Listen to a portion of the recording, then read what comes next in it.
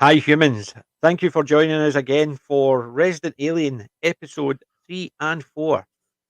So, it was crap. Bye. Well, it was not Yeah. bad. It was not bad.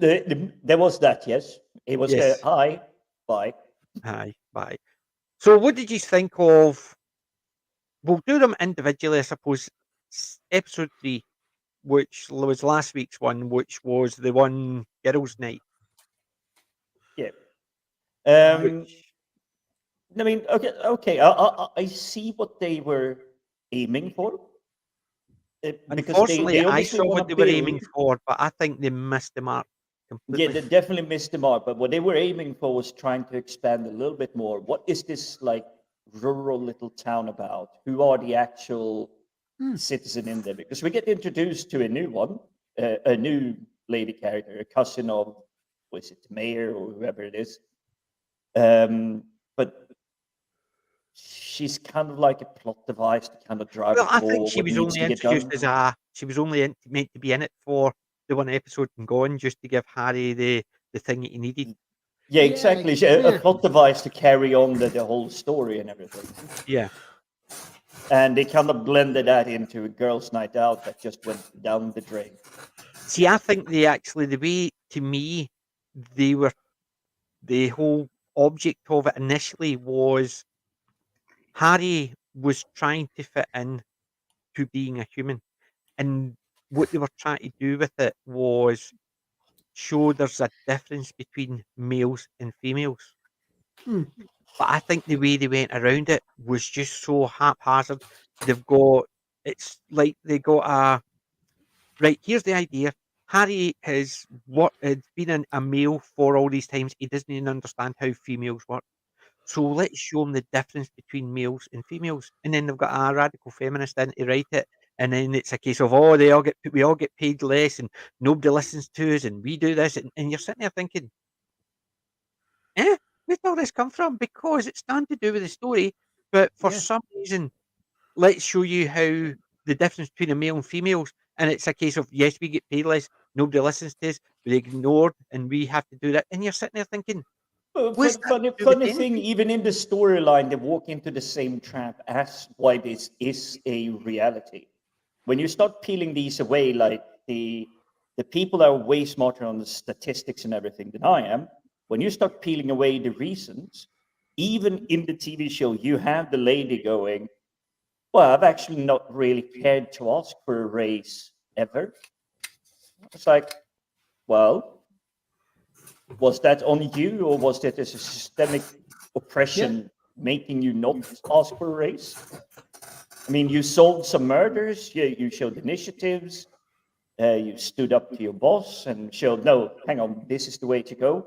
You have more than enough merit in your bag to go in and say, hey, I Yeah, should have a little bit but of a as soon raise. as they said the 76 cents in the dollar, Oh, you yeah. knew That fine was well it. the route they were going.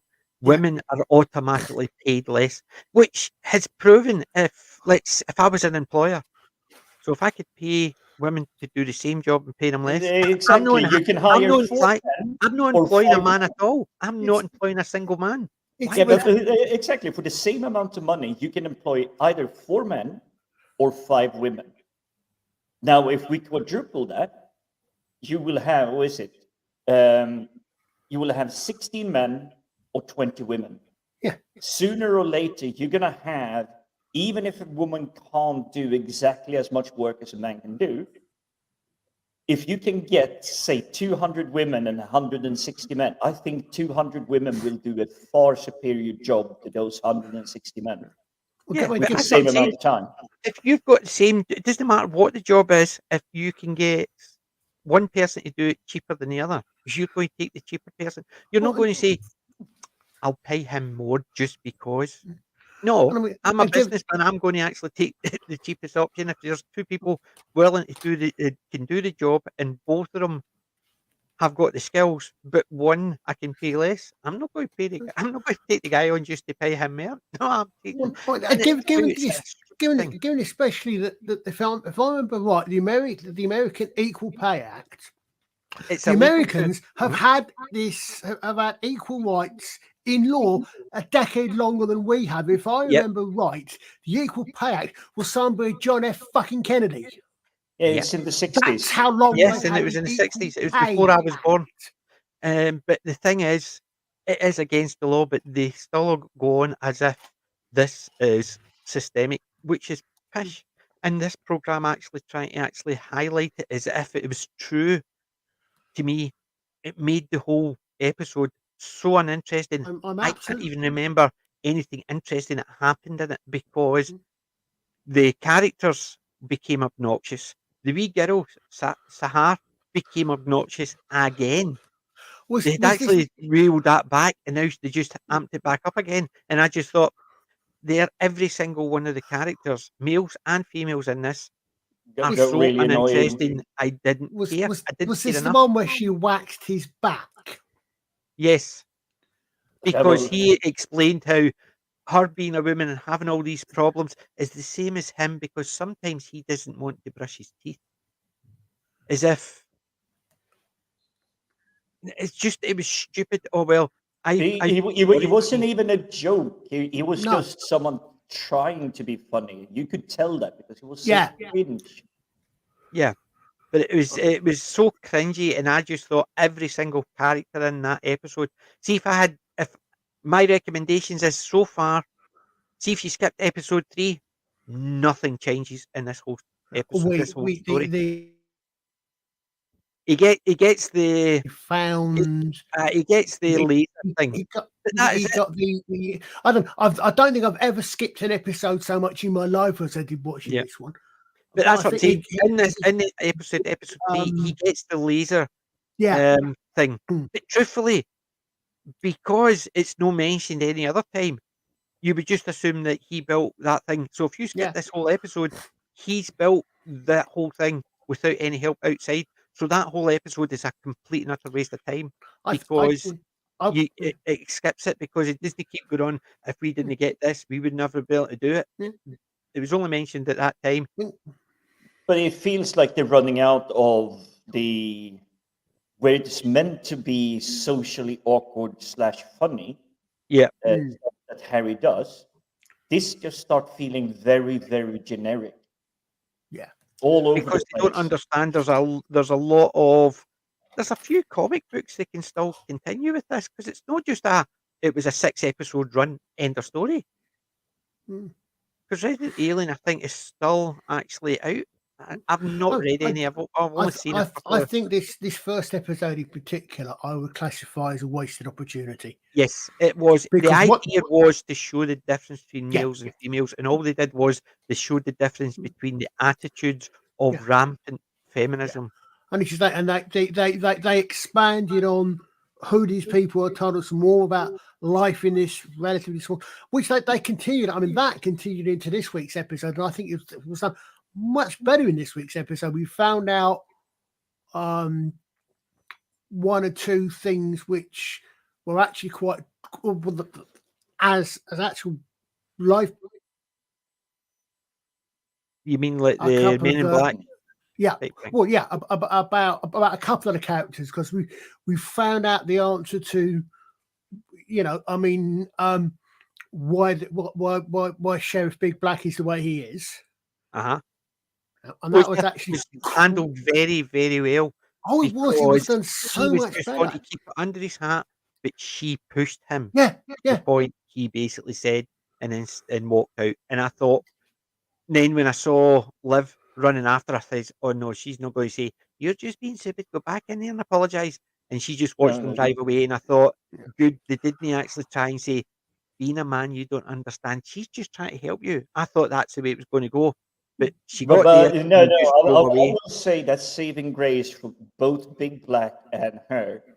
It's she's trying, but she's not nosing in. She's not butting Yeah. in or trying to like. Aye, go for a date. You've not been on a date for a while. Then once he's on a date, he's having a great time, and then she pushes it too far, and he sort of just sort of says, "Nah, just leave it. It's not interesting." But she pushed it to the point. He told her, then walked away. I thought Liv was going to chase after her and say, "You should apologise to her. She was just trying to help you bring it out," and that's what I thought it was going to do. But when you see her stop him and he just drives away, I thought Yeah. at least they didn't go there. I mean, I haven't dated in 15 years, but at least it isn't you push something like that too hard. It's like, why is the reason that you moved here? You would ask questions like, so what do you like about this place? Is there anything you enjoy here? The thing is, to be quite honest, and sorry how bad the first episode is. We're talking about the second one already. That scene there, I thought, in fact, actually, nobody was wrong. He wasn't wrong in his reaction. He wasn't, no. And she wasn't even wrong asking him. No, she was wrong for pushing it. Yeah, she pushed it, but she didn't realize she pushed it. He perhaps could have said, it's something I don't want to talk about. Yeah, but a little bit more than that. But I mean, as she said, she was trying to find out more about it. It's one of those, life isn't perfect. It was a life isn't perfect moment. Yeah, but see, the way I looked at it is the way she asked and the way he kept deflecting it. She should have known. Even anybody should have known that. Doesn't want to talk about it. Just drop it. Yeah. However, she seemed to push it to the point he just. She did push it, but. But the initial questions were the type of questions you would ask. Oh, yeah. The fact that she kept having to ask it, and you would think she would get the hint. But I'm thinking back to last week's episode. Must be. Yeah. Well, no. The bit at the beginning where they're out camping, the kids. Yes. Was that supposed to be Liv, the deputy? Yes. Sort of. So, did we ever find out what she saw? I mean, there were some things you haven't. Are they actually going to come back in a couple of weeks? I think they will come back because the bit with the man and woman on the bus where the baby got abducted straight out of her womb, that happened, and then it was an episode or two later. It's sort of with the alien abduction thing. The alien hunter at the con was the father, so brought up later on. The same idea when you had the lighthouse and the mum and the father and the daughter.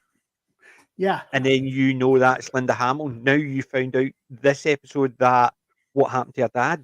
It's a slow burn, I must admit. Yeah. So with Liv, maybe later on something will happen because she'll remember what happened with Harry, but it'll also remind her of what happened when she was a kid. I think it's going to go down that route.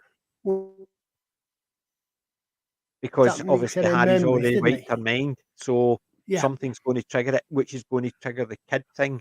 And that's when you're going to find it out. Well, because she obviously, when she did the undercover bit, and she put the dress in for dry cleaning and didn't remember she'd done it.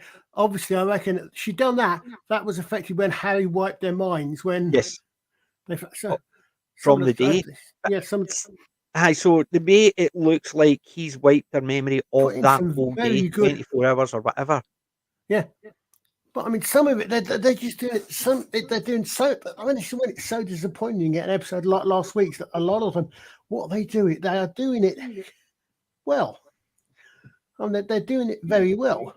But they do still seem to have some plans. So if you actually realize the dress, even though you don't see it too closely, that's the stuff she was wearing when she and Big Black was trying to be on the cover and get into the house and the real estate agent and stuff like that. Yeah, exactly. That's what I'm saying. I reckon the thing there is that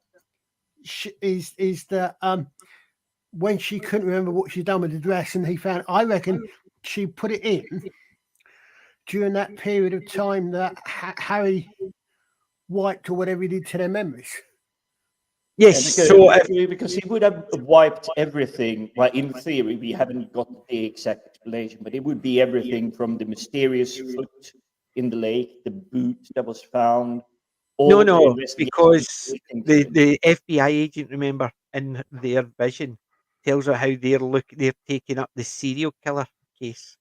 Yes. So they're basically linking the murder of the doctor and the foot as one. And it's a case of, I think it was from when they started getting the idea that Harry was involved in it. That took me some time to actually realize that the FBI agent, we're not taking over the case right now, but we will take it over in the future. I didn't really clock that was just like an apparition. Yeah. Yeah, that was well done. That's very well. I say It was. most It of was. it, I think, is really well done.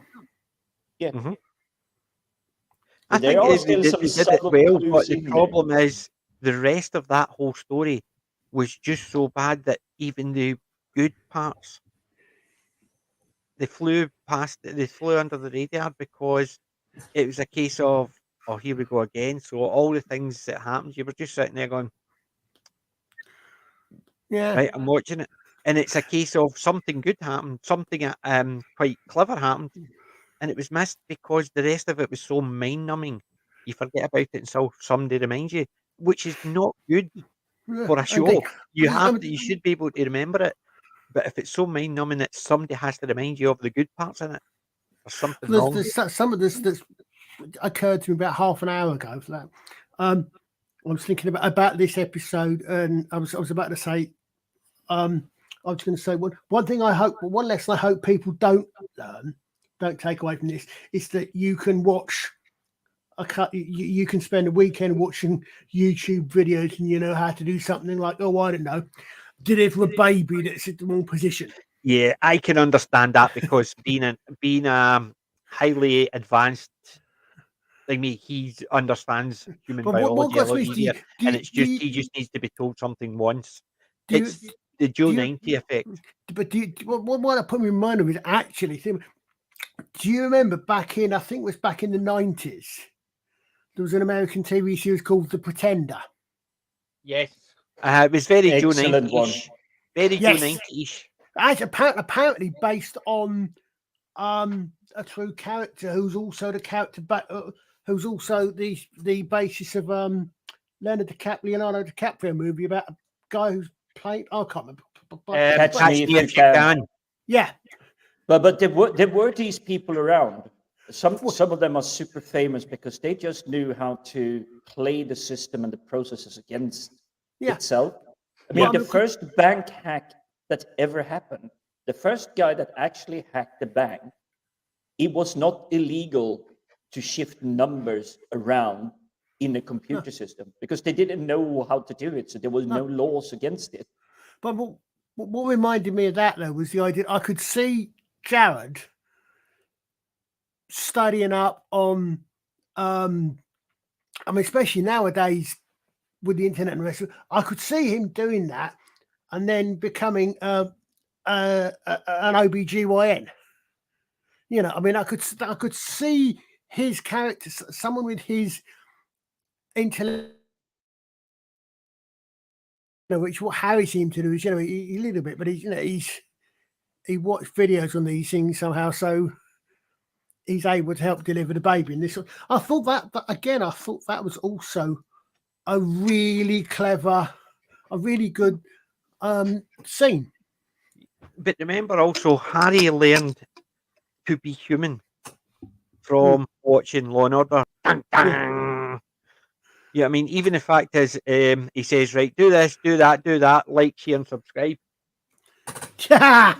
You know what I mean?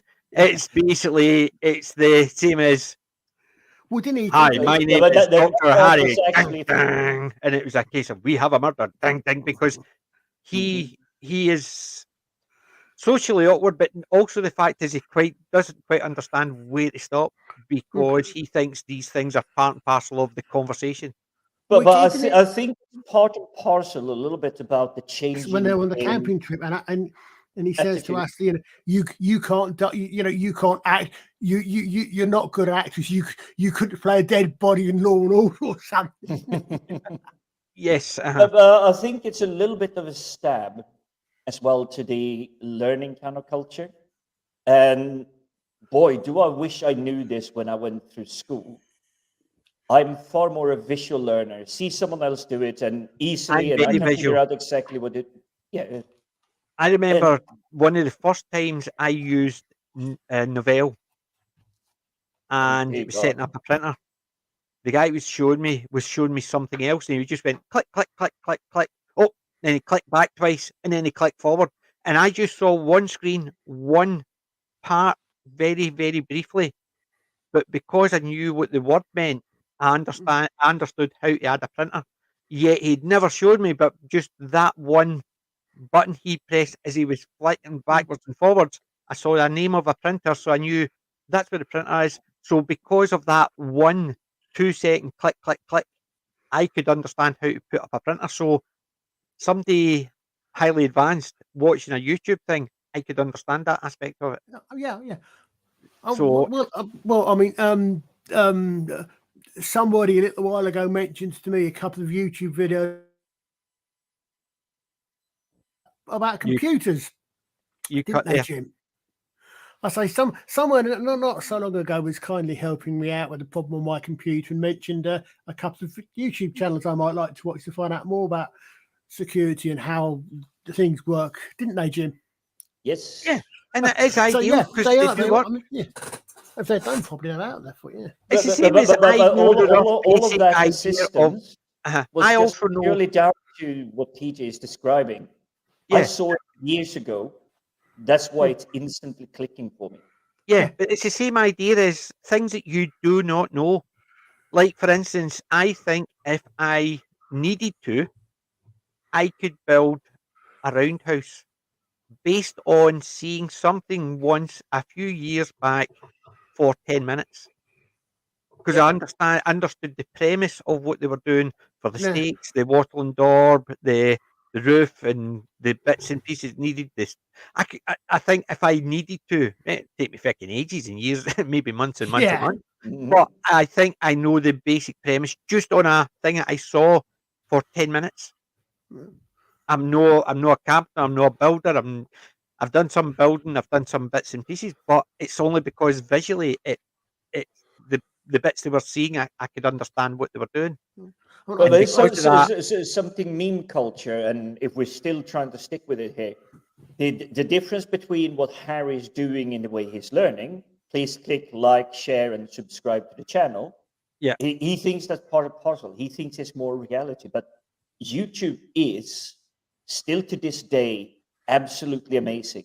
uh-huh, If you want to learn how to make a nice dinner for someone else, you can go on YouTube. You can find a 15-minute video saying, here are the recipes, here are how you do the things.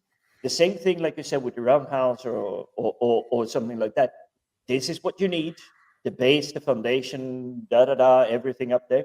You need to learn something new about the computer. You can find a 10-minute video on YouTube. There's someone there trying to tell you how to seal and tighten plumbing pipes and whatever it is that you really need to. mhm, And it's 10-minute training, not you going to night school for 6 months to learn this. Yes, you may skip a couple of steps. It's like, why do you need a sealant when you're connecting two pipes when you're trying to do some plumbing? Why do you tighten it loosely? Because, well, it's plastic. But that is something you've learned from something else. You can't just tighten it into infinity because you're just going to crush it. So Yeah. those are the tricky things. So there is still value in the classical learning, but if you want to yes, be brought up to speed, you go to YouTube. This is the topic I want to learn about. You yes, grab but the you still 10 have to first have a bit channels. of intelligence to understand it. That's the difference. Like for instance, you couldn't go on right, um, nuclear physics. There you go. We could go on and watch a bit about on YouTube about certain things because we've got no understanding of the basic structure of it. If you've got a very basic understanding of the basic structure of things, like a computer, for instance, most people say, I don't know any way around a computer. They know the very basics. They know that a motherboard, a keyboard, and what memory looks like. They might not know how to everything attach, but as soon as you say, right, here, this is you click this, you unscrew that, you take that, people understand that because they have the very basic understanding of screwdrivers, clicking things in. So you can Exactly, actually it's show the them that. additional surrounding knowledge. How do you actually use a screwdriver? Because that's kind of Yes, but like, that's what I'm saying. how do you Whereas, so you actually can breathe understand air? Harry Mm. getting that from YouTube because he's a highly intelligent alien race, I, and I I think there's something else they're trying to hint at a little bit more metaphysical there. I get the feeling that they're also trying to hint that he's he's picking up something big. He's picking up something from being human. That because I presume that at some point what he's done is he's copied the original Harry's body and mind somehow to get all how exactly I did it. But I get the hint there, sort of suggesting that because he's spending so much time as a human, he's in some ways he's becoming a little bit more human. He's picking things up that he wouldn't pick up if he wasn't acting as a human. But I he agree. has Still been saying that struggling for a with wee his while because he was family. Yeah. talking about the baby when Astrid Yeah, when but he's still she struggling with that family he part of struggles it. with it because he doesn't understand it because his kids would just be that's it. The babies, Mm. the eggs are laid. Bye bye. We walk away. They're self sufficient. And it has been. That's what he's been mentioning that a few times that he's finding it unusual that these anger feelings or these emotional feelings for things, like for instance, I'm walking up and down because I am angry. I don't know why I'm angry, but I'm walking up and down. I have these angry feelings, and it's that type of thing. So he's got feelings that he would never have because they're human feelings. So Yeah. Mm. yeah. I would say that was actually well done by Tiddick. The Yes. way to, because even as a viewer, you would understand the frustration that is actually going into that. And then the fact that he's going there is like, I don't know what to do. I'm walking up and down.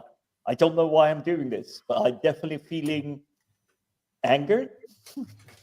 So Yeah. he's actually guessing what he's supposed to be feeling, but I think that is knowledge, just like we were talking about the YouTube videos and everything, you can learn stuff.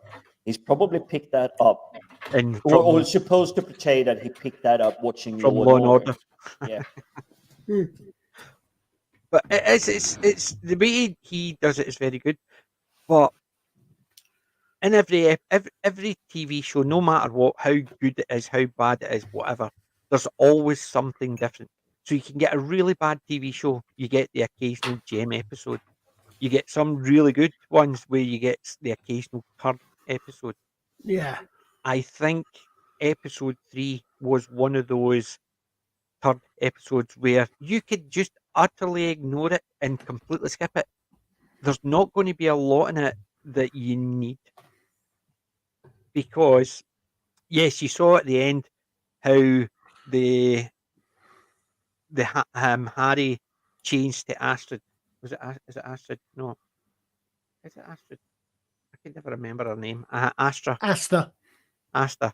Right. So Harry changed to Asta, right? And so they two then went downstairs, and that's how it finished with Harry just changing back. So at that point, it's still ambiguous. So if you completely skip out episode 3 and if you go back into episode 4 where they're not doing it and he's just talking about how he's wiped their memory or because he Yeah. has mentioned that. Mm. So you don't need to see the episode 3 to actually see all that because he's mentioned it in episode 4. So if you don't watch episode 3, apart from getting the crystal to focus the laser, which you can just assume he's made it because he's building it, so he should be able to do that. So if you take that whole episode out, apart from all the crap um, girl power stuff, there's one or two wee bits in it you can skip over because they're unimportant because they sort of mention it, or else there's something you don't even need to care about because they don't mention it. Once he's got that crystal, they don't mention the crystal and where he Mm. got it. So you could just assume he's actually made it or whatever. He's built the phone home device. Yeah. Well, what I also thought was quite interesting was you can see the way they're doing this is the way they're sort of moving. I want to moving the goalposts as in progressing the story on. He starts off and he says, that's it. We've done it. We've done it. We've sent the message. We're going to come back. They're not going to come back for 50 For 50 years. years. Well, you'll be dead by then, and everyone you'll love, so it doesn't matter. Yeah. So she then just so she then ruins it. She then destroys the signal, or buggers the signal up, so it doesn't get sent. And who was So happy when you saw message failed? yeah, Me. I'm sitting there thinking, yes, the world's going to blow up. We deserve Yeah. it. yeah. It's the only time I'm actually been sitting there glad they failed to actually save the Earth. This is something. Yeah, this is something because I mean, for all them going on, I think that there's an ecological message they're bringing in there, but it's not an obnoxious, wokey climate crisis thing. But I definitely got the impression that they were talking about destroying the world and all the rest of it. They're not. When they do it, it's quite clear he's talking about wiping out humanity and leaving everything else untouched because of the fact that humans are having, because when he's doing the monologue at the end, when he's talking over this thing, saying that the Indians seem to have, they go for this noble savvy thing. But you can probably accept that because it's obviously within to be somewhat more everybody get together with babies born and this sort of thing. But that then it's whatever it is they're doing. They're not going to come doing a bomb. They're going to come and wipe out humanity, but they're going to leave everything else alone. So they're definitely doing a mankind bad ecology type message. Yeah, and I must admit the bit with the birth was a bit weird because yes, I can understand the husband being there, maybe the mum being there, but the aunts, the uncles, the cousins. Yeah, I thought, really, would you want your cousins, your uncles, your aunts, everybody standing? Well, I suppose it depends on if you think about it. Again, it's a cultural thing.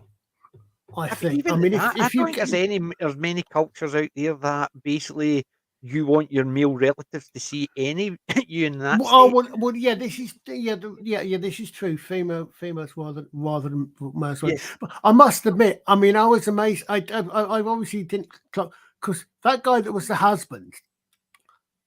Aye. Big Oscar or something like that, wasn't it? Yeah, I mean, my God, I thought he was the most flaming Mariposa I've ever seen.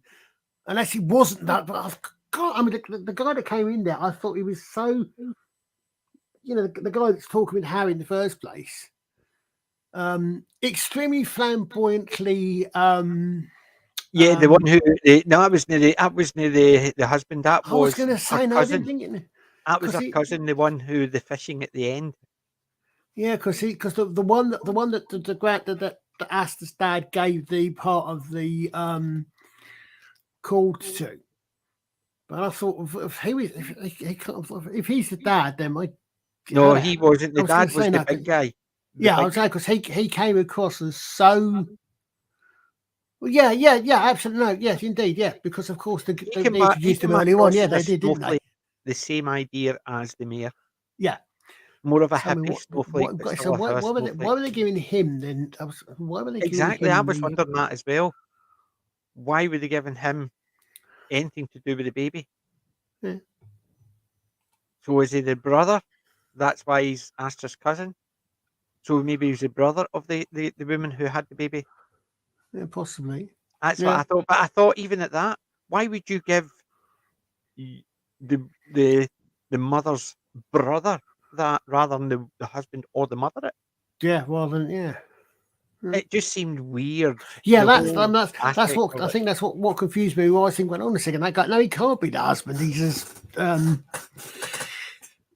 Completely different. The husband was the big guy. Yeah, of course, because we introduced him earlier on. We know that. Yeah, sorry. He's big.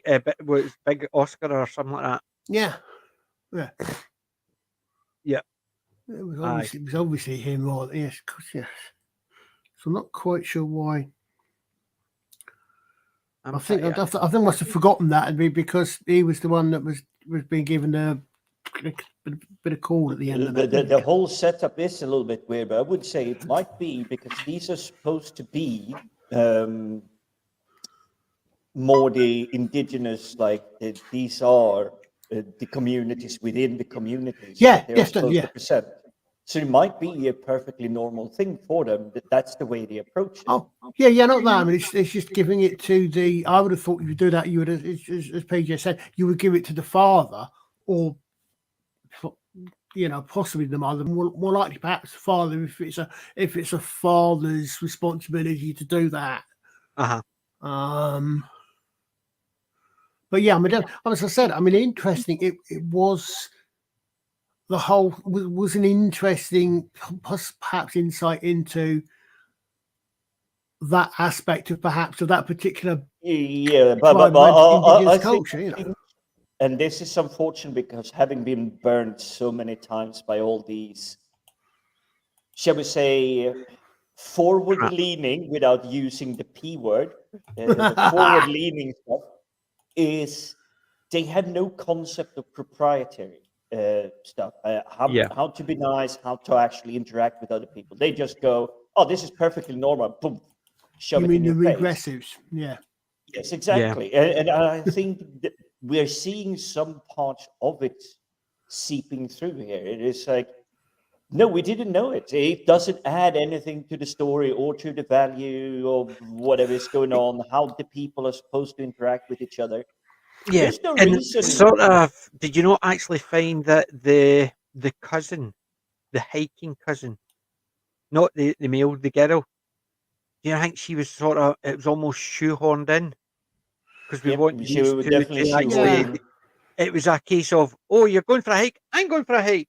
Oh, you're going up to be private, I'm going with you. And I'm sitting there thinking, what the hell's the point Exactly. of that? I She's just love suddenly fishing, turned up. but no. Oh, you're going to continue on. Don't worry, I can fish later. It's like, what's the reason you're on this mountain? Yeah, it was almost a case of shoehorned in just so they can actually have this. The cousin saying, "I know you're going to get up there and get wild," and you're sitting there thinking, "What the hell's that got to do with anything?" Oh, but Because they could have just gone up themselves. But the fact is, she's taking her father. Fine. So why suddenly it's a case of these two turn up and they have to do everything they want to do, and then suddenly, right, we're going to continue up, Because so we're I going always with bring you. my father along when I bring a girl out into the forest to go Exactly, for a as if run. it's almost like, well, we're going to go for a walk. I know what you're doing. I'll keep her sing me, thank you. And you're sitting there thinking, I brought my father, and you think I'm going to go up there and do the nasty with him? no, Why would I have brought my father if that was the case? not It was only almost that, a but case hold of, on, that's tomorrow. You've got a whole night in a tent if you want to yes, do the nasty. Okay, so even if that's the thing, even if they come up there to be romantic, as you say, even ignore the fact that the dad's there, right? Fine, but why make a point of, oh, you want to do it in the morning when they're they're going to be sleeping there overnight anyway. yes, it was just weird. It's The whole odd, thing of her being shoehorned in. She just turns up for the party, then that. I can't remember ever seeing her beforehand. No, But she's brought in for these two episodes, and it's shoehorned as almost a case of, for what reason?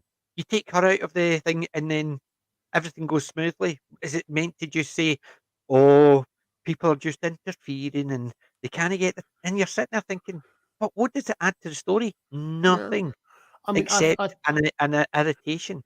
I mean, I think the thing with the baby, I think that as a story point of view, that was for Harry to get into, and as he said, to start understanding more about humans, because of course that's, as he said, that's completely and utterly alien, if you pardon the expression, to him, because his race, they kids are, the babies are born self-sufficient in that they can bugger off, and the survivors come back. I mean, a little bit like quite similar in some ways, in fact, if you see to where they portrayed the Green Martians in John Carter. Yes. Where they just all together, and then they leave, and then the winners, or several other books I can't think of the name of, but where they get that, where they send them off, and the young go off, and then if they survive their childhood, they come back, and it's not an entirely new concept, but obviously it's the way Harry's people, And so the whole thing, I think, for the babe, and as he says there, it shows him that there's a different way, and it perhaps gives him a better impression. See, I think very similar to my Starship Trooper problems is Harry's race problem, because we know that as humans, you start learning from the people around you. So your brain growth and your understanding. So if you are brought up around a lot of people who do a lot of interesting things, as a kid, you notice it, you pick up wee bits and pieces, so you're more likely to be more interested in that and build more knowledge on that. But you Exactly. imagine the way they talk is the kids get thrown out, and the ones that survive, did they say they come back and then they get schooled? It's almost like they go out and then what? They come back and suddenly they're spacefaring. They understand all this. It's a bit weird. We don't have an actual clarity on what Yeah, happens in terms of Harry's society on his planet, how things work and everything. exactly. But And I because will they give don't, this it's a because case of I think about the weird stuff because so in effect, do they go about for until they're juveniles, then they come back in and get trained, but their growth and all that is nothing. So it's they're missing that whole thing. But then again, Logan's we're right. looking at it from the way humans learn Yes, and behave and and everything. that's all we can do it based But on what we But understand. it is our race, and you can turn on any Attenborough kind of nature documentary, and you can find a lion cub that is 2 weeks old have more moral understanding of what is right and wrong than any human 10-year-old child do. Because it takes such a long time for us to learn this is right, this is wrong, this is how you behave, this is how you interact nicely with other people, to make them friends, to make them trust you and believe you are not out there just to, it's like, oh, you'll be a snack on Friday. Well, it's interesting. I think I was getting confused a bit there, but when you look back to Mayor Snowflake, when he's in the restaurant and they're talking about sustainability and turtles, because of course turtles lay eggs, right? And what happens? They all get washed out to sea, and if they survive, they all come back and the do it way again. Harry's people apparently behave. Yeah, But I do find that the turtle analogy quite interesting, and I got tons of flashes to the Disney film, which is one of the latest. clownfish. No, it is Moana with the Maori. What is it called? Maori? It's Maori. I know what you're talking about. I've not seen it, but I know what one you're talking about. No, but it is brilliant, and it's gorgeously told about how they are seafaring people and everything. But Moana obviously is the Disney princess, so she saves this single late turtle by just holding a palm leaf so that the birds and the predators can't see it. They kind of suspect there is something there, but she's shooing them off, and she's doing that as a toddler. And the sea, obviously being a sea god or whatever it is, notices that and actually returns the favor and saying, hey, you were nice. But that is far too young for a human on average to understand this is right and this is wrong. I don't know. I don't know about that. I think No, you see kids walking up and you see one kid crying and another kid will walk up and give it a toy or something to try and, I mean, you see that Yeah, but I've from also toddlers. seen kids just walk up and slap them in the face. Yeah, but you also see animals that been one animal going up and just going to another animal just because it can. I've seen animals actually act. There's actual animals as well, and you see. Oh yeah, there is one in every family. There is one in But every what I'm saying family. is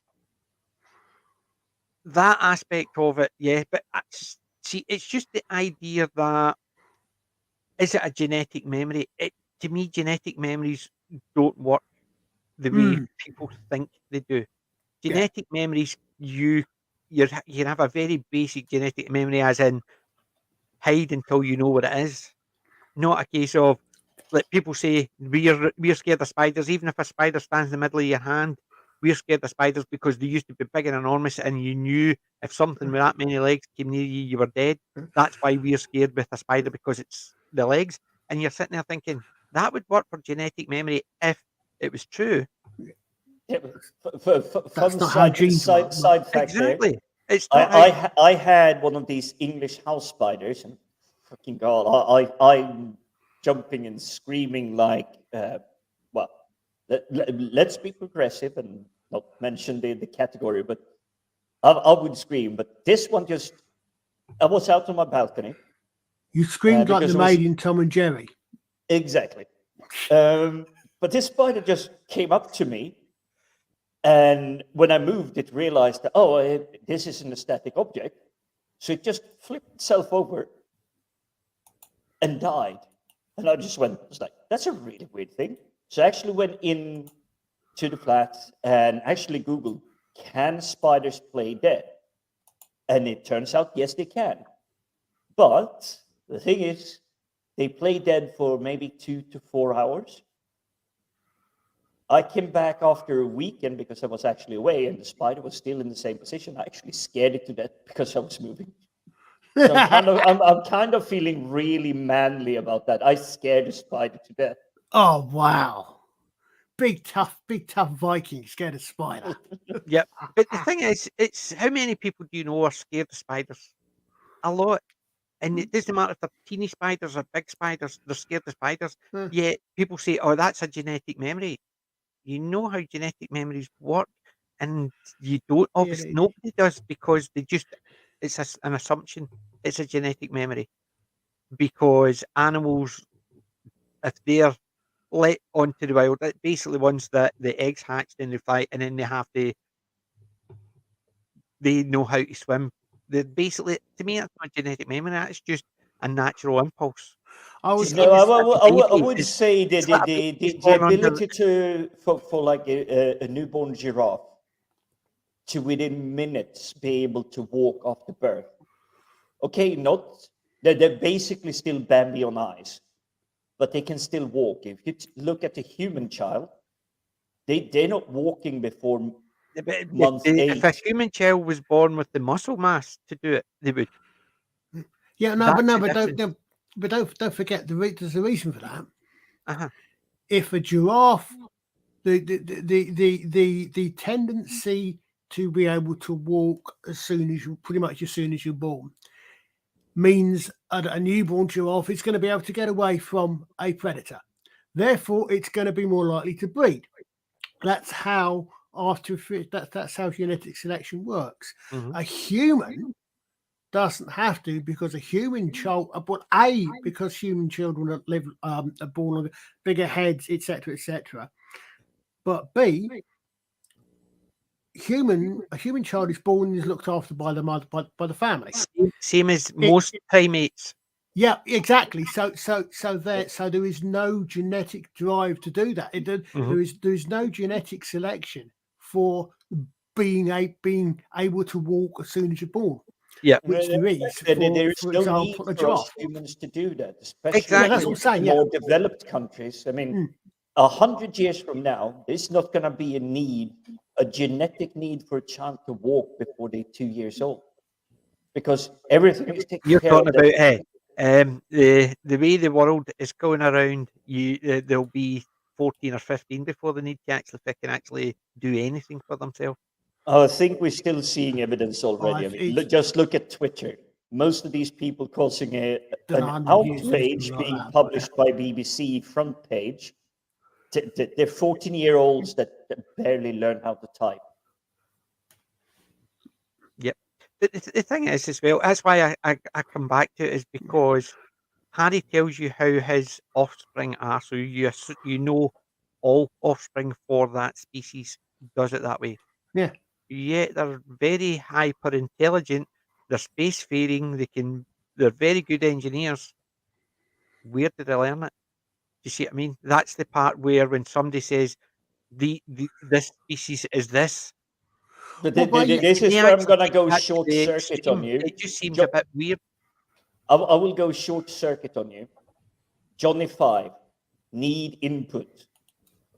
It's Yeah, like they but need that's more an information, artificial but intelligence. how did I they know what you're reach getting the at, but level? How did artificial they reach the intelligence, which was level? designed to need input, Exactly, but whereas how did they reach that level? Because engineering, mathematics, philosophy, space travel, it's um, all learned, it's which all Yeah, means but learned, and this requires you to step on the shoulder of the giants that came before you. yes, but if you've got a species which doesn't until a set time, so how many? A year, 5 years, 10 years?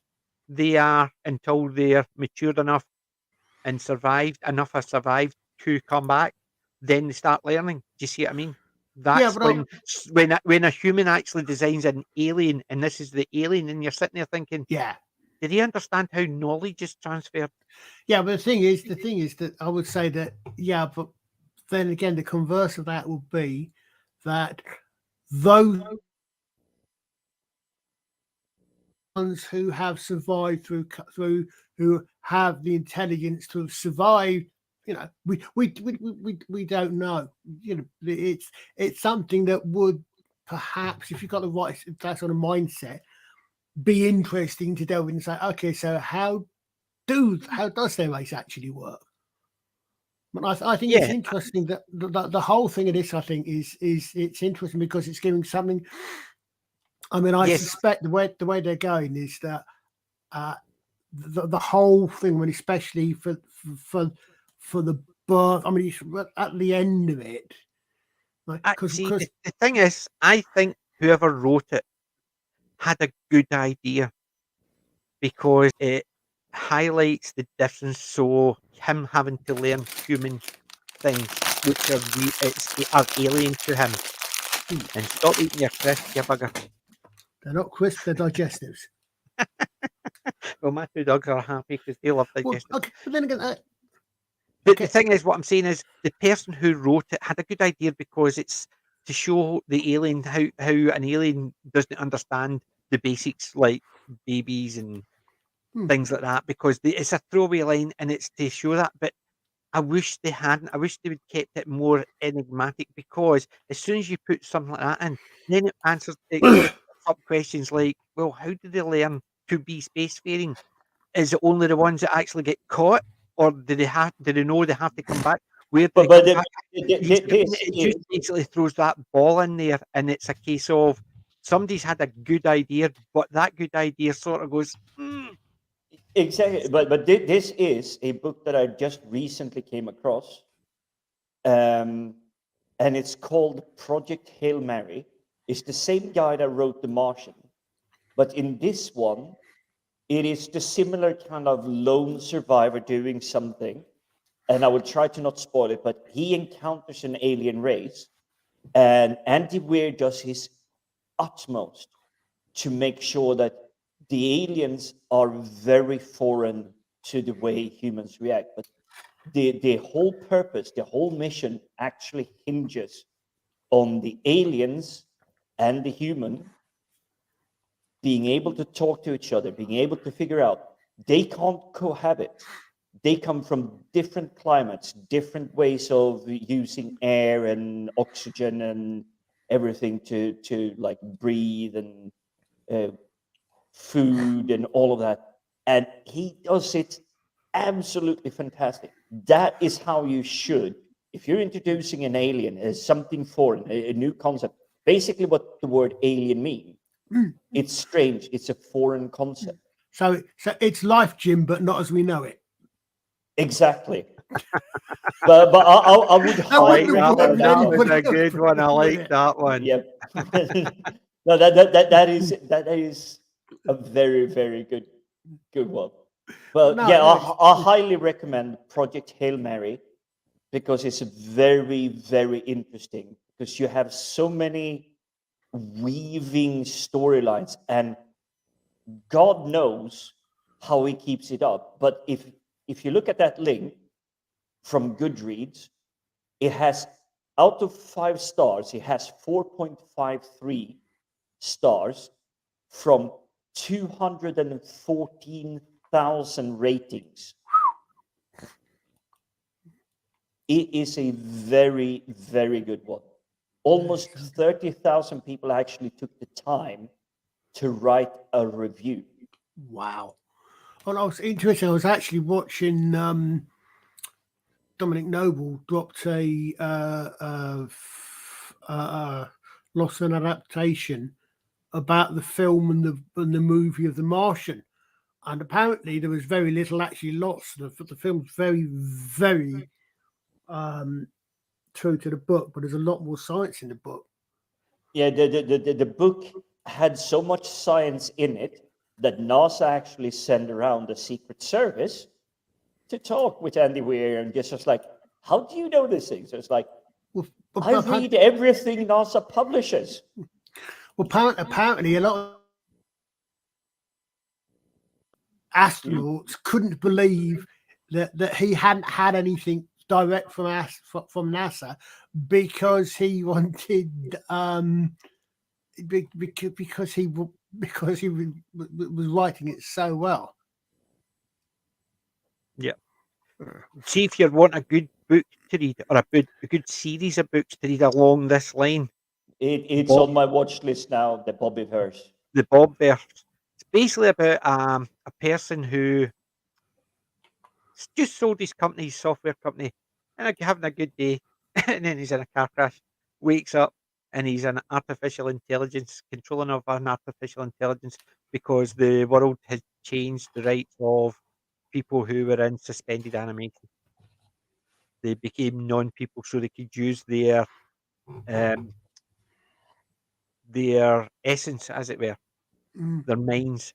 So it becomes a von Neumann probe, and so it's the Bobverse. So he goes out and creates another couple of Bobs, and then they change their names. So one's Robert, one's, and then they let Riker, and there's a lot of Star Trek names. There's a lot of because he's a geek as well who has become a not von Neumann probe. So always, so you've got the Starfleet guys, all the Bob verses. So all the versions of Bob who become the Starfleet. Then you've got the ones who become the Borg. You get the ones who it's interesting, but it's also an alien because he's out with other countries. Von Neumann probes. There's a war against them, and it's just the whole idea is quite a good, interesting one. It's a self-replicating probe, just controlled by someone who's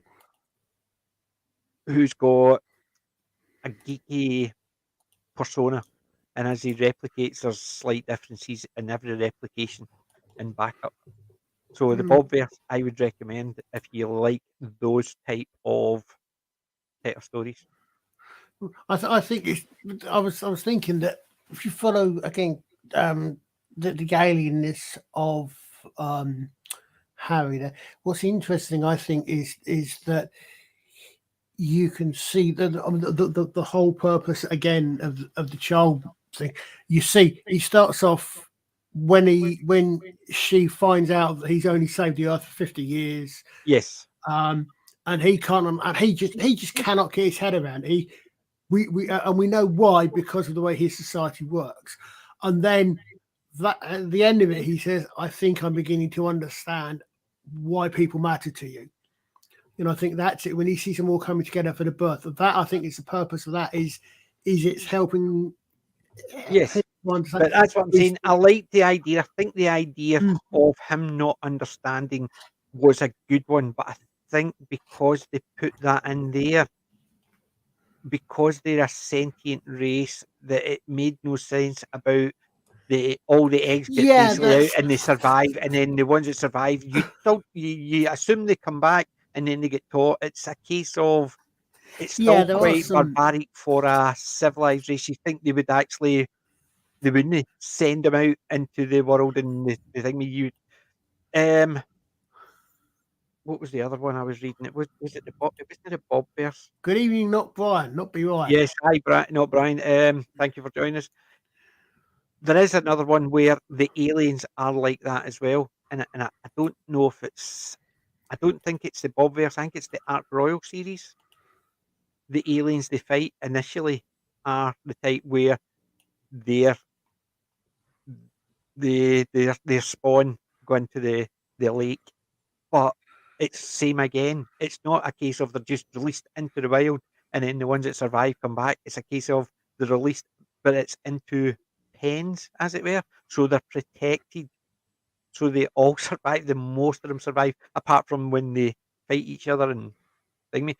But they don't just throw them out there and let them actually the ones that survive come back. It's a case of I've they release them seen. into nurseries so they can protect them because they're more sentient and they understand that they can't just let the kids just disappear and they get eaten or whatever. They send them out into nurseries so they protect them so more of them come back. And I'll tell you. it's because I've read that and it's just this thing about Harry's race. It just doesn't make sense to me because of that. As I said, Because they why would don't you let give away enough. all the babies go and just so most of them get killed? Well, I'll tell you. Exactly. They don't give away enough. Sorry, Colin, but they don't give away enough. It's like, oh, you breed with your woman, you have passionate hugging, and she explodes, and there's like 342 kids. Yes, I get interrupted you, Colin. No, but it is that it's we're not getting enough on him Yes, as the but alien. I agree, but I think the person who initially did it had the idea of doing that, but they didn't understand the implications that putting that out could have had. Because now, anytime Harry talks about it, it's a case of we just the babies all go out and the survivors come back. Well, The I'll ones tell that you. survive, survival of the fittest. You're And it's saying there's something similar. I've just clicked one of the ones that does remind me of is John Ringo's Puzzling War series. They have the puzzling of the quote the bad guys. It's very very well done because some really interesting things. But basically, they have a very similar situation. In fact, I wonder if whoever wrote this has actually read that because they have a similar thing where they can't understand humanity when they invade. They can't understand humanity's attachment to kids because in their species, 97% of the children are not actually intelligent. They're not actually sentient. So they've got only a certain percentage that survive and are actually sentient and the ones that are going to make it and come back. So which does make it a slightly more logical logical system, if you like, than they're all sentient and once yeah. that come back. But yeah, it's definitely something that's it's something that's made up. It's something that's that well witnessed, making us ask and making us wonder. Yes, it's exactly that's what it is. I think the person who did it initially had a good idea to Yeah. show that, but when you put something like that out there, it's a case of you need to think about what you put out there. You could Yeah. have put something out there like Harry didn't understand it because we don't bond with our children, so they're basically. Oh look, I we know have a bot. we've got another one, but I've got 'em. I hope he But left a like. the thing is, they could have put it out there that the children aren't. We don't nourish our children, so they're into a nursery, and they're all brought up together and and all that. So they could have Oh, you still mean had like the part about being unusual about families without saying, "Oh, they just release them into the wild," and the ones that, and you're sitting there thinking, as an intelligent race, would you do that with your kids? oh, I could think. Well, actually, you said intelligent race. I was going to say I can think of a segment of society that seems to want to do that, but then again, you said intelligent, and they're not Yes, intelligent. They're lefties. Um, yes. Or the leftists would be quite happy to have a they're kid and just socially. dump it out the door just so it spends for itself. But the thing Yes, is again, it makes you wonder if I mean it's a really interesting if it's made out there for thought, if it's an idea someone had and they didn't develop, or if it's written by someone who doesn't actually understand how science fiction genre TV works, and specifically the well, type of people that the tend to thing be is, science this was fiction genre originally written as fans. a comic book, Yeah, remember? but what I'm saying Not only though, that, I agree, Colin. It is. We get producers now that, believe it or not, they're born in this millennia. They get a massive job for Amazon or Netflix or whatnot, Yeah. write this stuff, and it's like they haven't read or consumed anything, and they're taking a project that was written in the 70s, 60s, the 50s. They just looked at the book cover and was like, oh, that looks interesting. I'm going to try and write something along those lines. It's not, and I will say this, despite what I saw what they did with Wheel of Time, I will say I do not believe it's maliciousness. I think it's just pure laziness. The Wheel of They, Time. they saw the book covers. This looks amazing. Wow, there's 40 million people that have bought the entire book set. 16 books from Robert Jordan. This must be profit guaranteed. But they didn't take the time to read it. So they See, guessed the thing is, it. I think it's the typical. It's the same idea as the ones that are doing it for. I don't even think it's a case of they've not read it. I think they look at it and think we can do it better. They don't read it, but they still think they can do it better.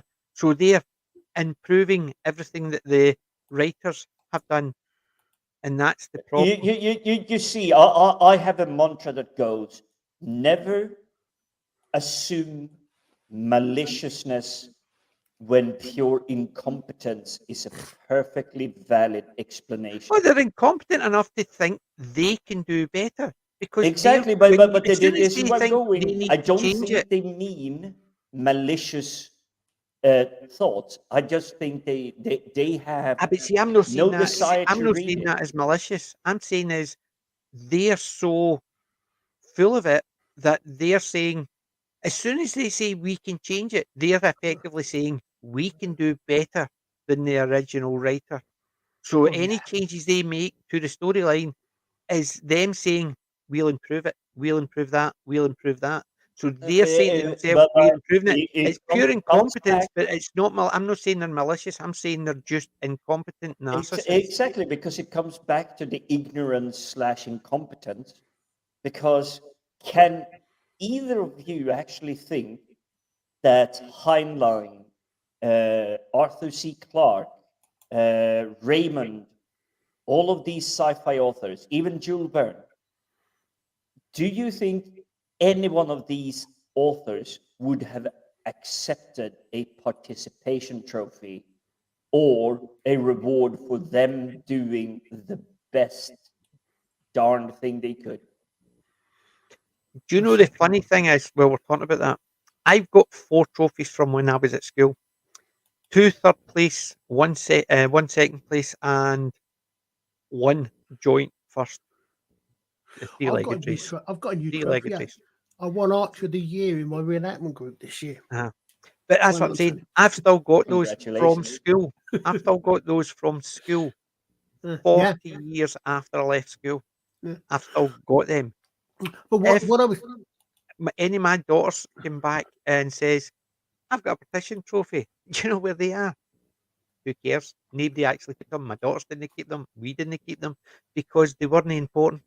Because they didn't work for them. They were just handed them. Everybody was handed them. So even the kids went, as soon as they got them home, put them in the bin. They didn't care because Okay. participation I trophies will mean give nothing one to thing. nobody. I will give one thing here. As someone that has actually won, just like you, PJ, I have won a few trophies, not for winning or demolishing the opposition completely, but I was shit scared to go into the council's community pool to race against people because we were raising money for charity, and anyone who participated, the council said, every time you have to turn around, you get 1 penny. So you swim 25 meters, turn around, that's 1 penny. You swim to the other end, turn around, you get another penny. I did that.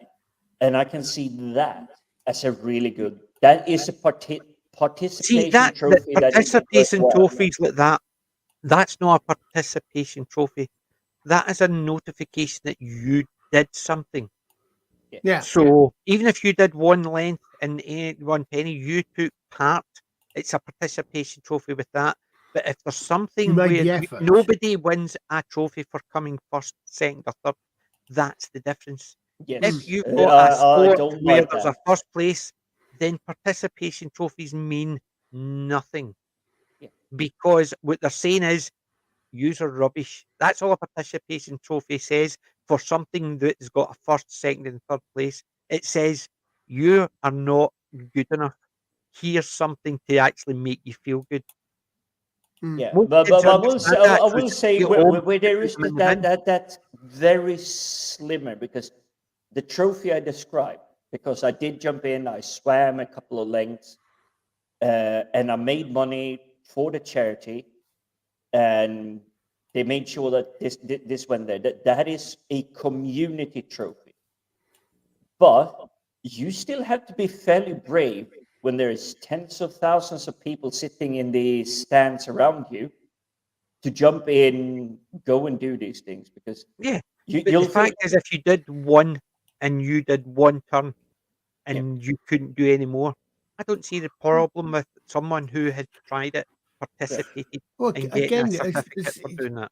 you brought up Heinlein in the book. I don't think it makes it into the film, but in the book they're talking about these things, and the teacher who not Ratchat award for something for the 100-meter sprint, and he gives it to one of the teachers. They go, "Do you feel bad?" No, of course you don't, because you didn't earn it. You know, I mean, way back then, Heinlein was writing about this. Yeah, but the thing is, as well, I've got a participation trophy sign there because I did the sponsored abseil. Yeah, Put that up because it did a sponsored abseil. Everybody got it. Nobody got first place. Nobody got second place. Nobody got third. Everybody who did the charitable event got a certificate saying they took part, a participation trophy. That's what I'm saying. They're different. No first place, no second place. Everybody who takes part in the event. Yes, I understand that. But if you're in a sporting event, a participation trophy means not Not just not first. sporting. It's rubbish. So a No, sporting event who gives you a participation trophy is effectively turning around and saying you're not good enough to get a proper one, so we'll give you this to make you feel well, better. no, Most this is where I balance it a little bit different. A sporting event. Hey, PJ, are you or me going to be able to drink the most iron brew this evening? me, That is a sporting event. That's a challenge. yeah, But hey, everybody have a glass of iron brew.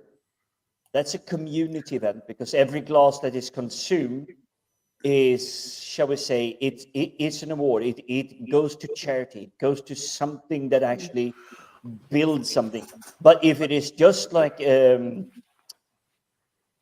sorry, I'm probably going to kill everybody of our American viewers, but if it's a beer ping pong, whatever they do on the university, so it's like, beer no, pong. you beer pong. Yeah, you took place in, well, you took part in something that was fun, but you won a trophy, regardless if you won or not. That is where I think it goes wrong. I Yeah, must admit, I mean, I think it depends how it's done, because as someone who has never been a sport person, right? I think I still realise that you sometimes need to encourage kids, and if you do something like that, that everybody that goes in for the sports day get something, and if you win, you go, that is an encouragement to help them actually do something they should be doing. I think if it's done that way, that's perhaps but the problem is that's where it started, and yeah, now look where it it's is. where it The spread. problem is with that. See, any kids, my kids or their friends, any participation trophy. I don't know any of them from 5 up to 11. Not one of them kept them. As soon as they got home, they gave them to their mum. Their mum says, "Oh, good, we'll put it up your wall." No, Nope. it's But basically we had everybody's got something. it, so they basically just put it in the bin. They are worthless, and even kids see them as worthless. It's only the parents It's like, Well, oh, my kid got a trophy. The kids are no, sitting there no, thinking, we all it had meant is I something was last. similar when I grew up in the early 80s, and it was school, and it was learn how to swim. Now, my parents, not rich by any means, consider them, let's say, like farmers on, was it Lerwick or Berwick? There's like North Scotland. It's a tiny island, and there's water all around you. Everybody needs to know how to swim, but not only need to know how to swim, they need to be able, someone's in trouble, I can swim out, I can grab them, I can rescue them. Even though I'm like a 9-year-old kid, I can rescue a full-grown man from the boat that capsized. But what they had in school, and I had to go almost 10 miles inland, they didn't see water. And even if the kids strayed, even in a full day, they would never ever get near the waterline. But what we used to get was, oh, you've learned how to swim. Cool, you can swim 1 length, that's a bronze star for you. You can swim 2 lengths, that's silver star for you. You can swim 4 lengths, that's a gold star for you. That was a participation trophy because I grew up on the waterline. I knew full well, even if I'm just out there Yeah, fishing, if the boat falls over, I need to know how to swim, either to be able to upright the boat or swim to shore and be able yes, to call but for help. that takes us back to the exact same thing I said is if there is a first, second, and third place, then participation trophies do not work. If it's just an event for everybody to take part, a participation trophy saying you took part in the event, doesn't matter if you get silver, gold, a bronze, silver, or gold star, nobody wins it. You just get a star depending on what you do. So it's a participation trophy. These are fine. They're basically there to say this person took part in this. Here's a wee certificate to show it.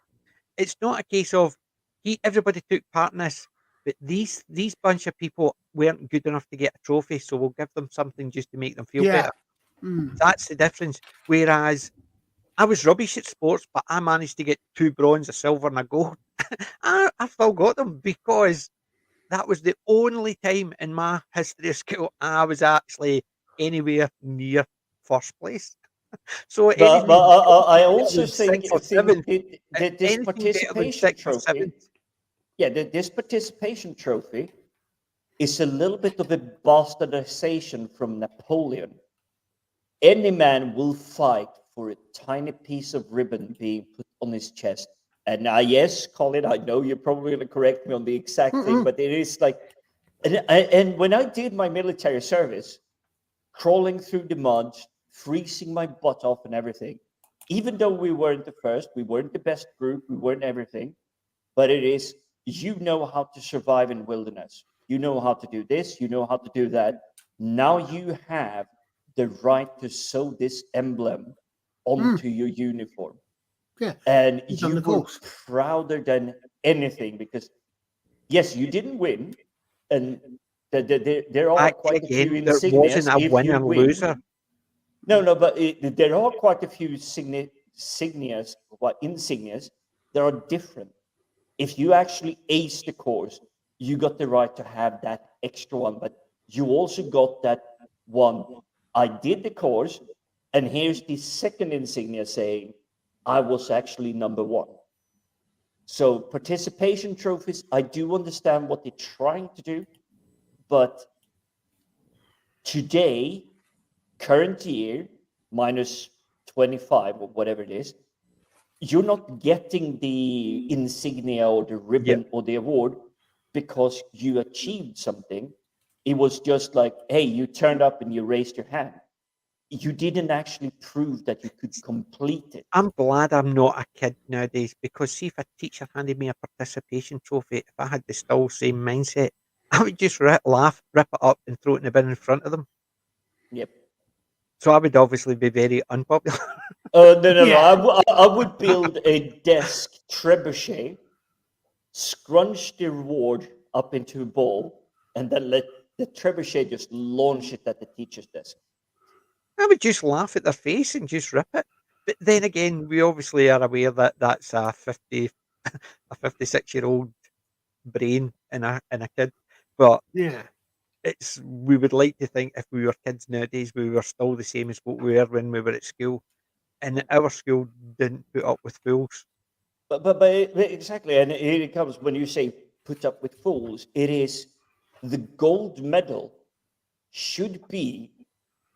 I decided to enter this challenge. I threw my hat in Turing, and I proved myself best of anyone that wanted to challenge me. Be it running, swimming, spear throwing, uh, bull, um, hurdles, whatever the challenge was. You proved yourself the best, Hmm. the number one. And that is why I think that this whole dilution is like, oh, you partook. It's like you finished last. Why should you actually get a reward? Because you didn't prove your best. Yes, you may have thrown your best in, but this was a field you were not suited for. I mean, I know I'm a useless runner, but if someone wants to challenge me to hike across an entire country,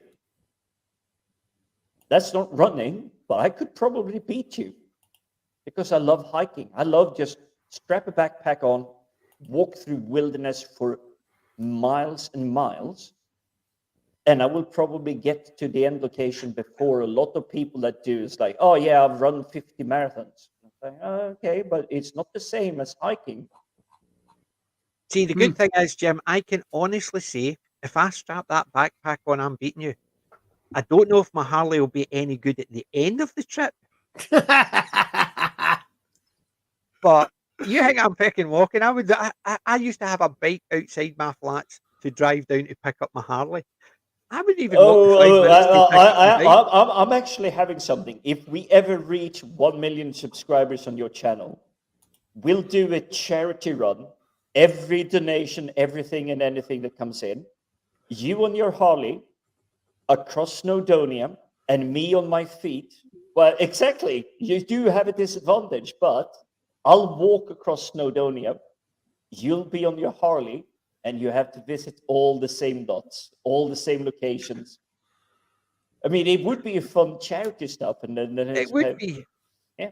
but if I could still be riding my Harley, I would still be riding my Harley. I can't. That's my brake hand, so I can't brake. You know what I mean? Accelerate. Can't do it. Left hand's the only thing, so I could actually just change But gear. actually, I'm glad you just said that, PJ, because for completely and utterly unconnected matter, does a Harley Davidson have a distinctive sound to the engine? Yes, you Thank can you. tell a Harley from anything else. It's a Thank you. more guttural sound. No, I thought it probably did, but thank you. That's Yes, it's to do with the pitch and the thing. So yes, you can hear a Harley. but, The one but it's what, very similar to is an Indian, but yeah. even it's a more No, it's got a high. it's Harley just has even copyrighted the exact way it sounds. So wow. you will have to change the drill volume of your exhaust Yeah, pipe and everything to make sure the it Indian, doesn't have that pitch. the American Indian has got a similar sound, but you can tell the difference. No, it was just Well, like no, I'm not completely on and utterly camera, but I will unrelated. raise my hand.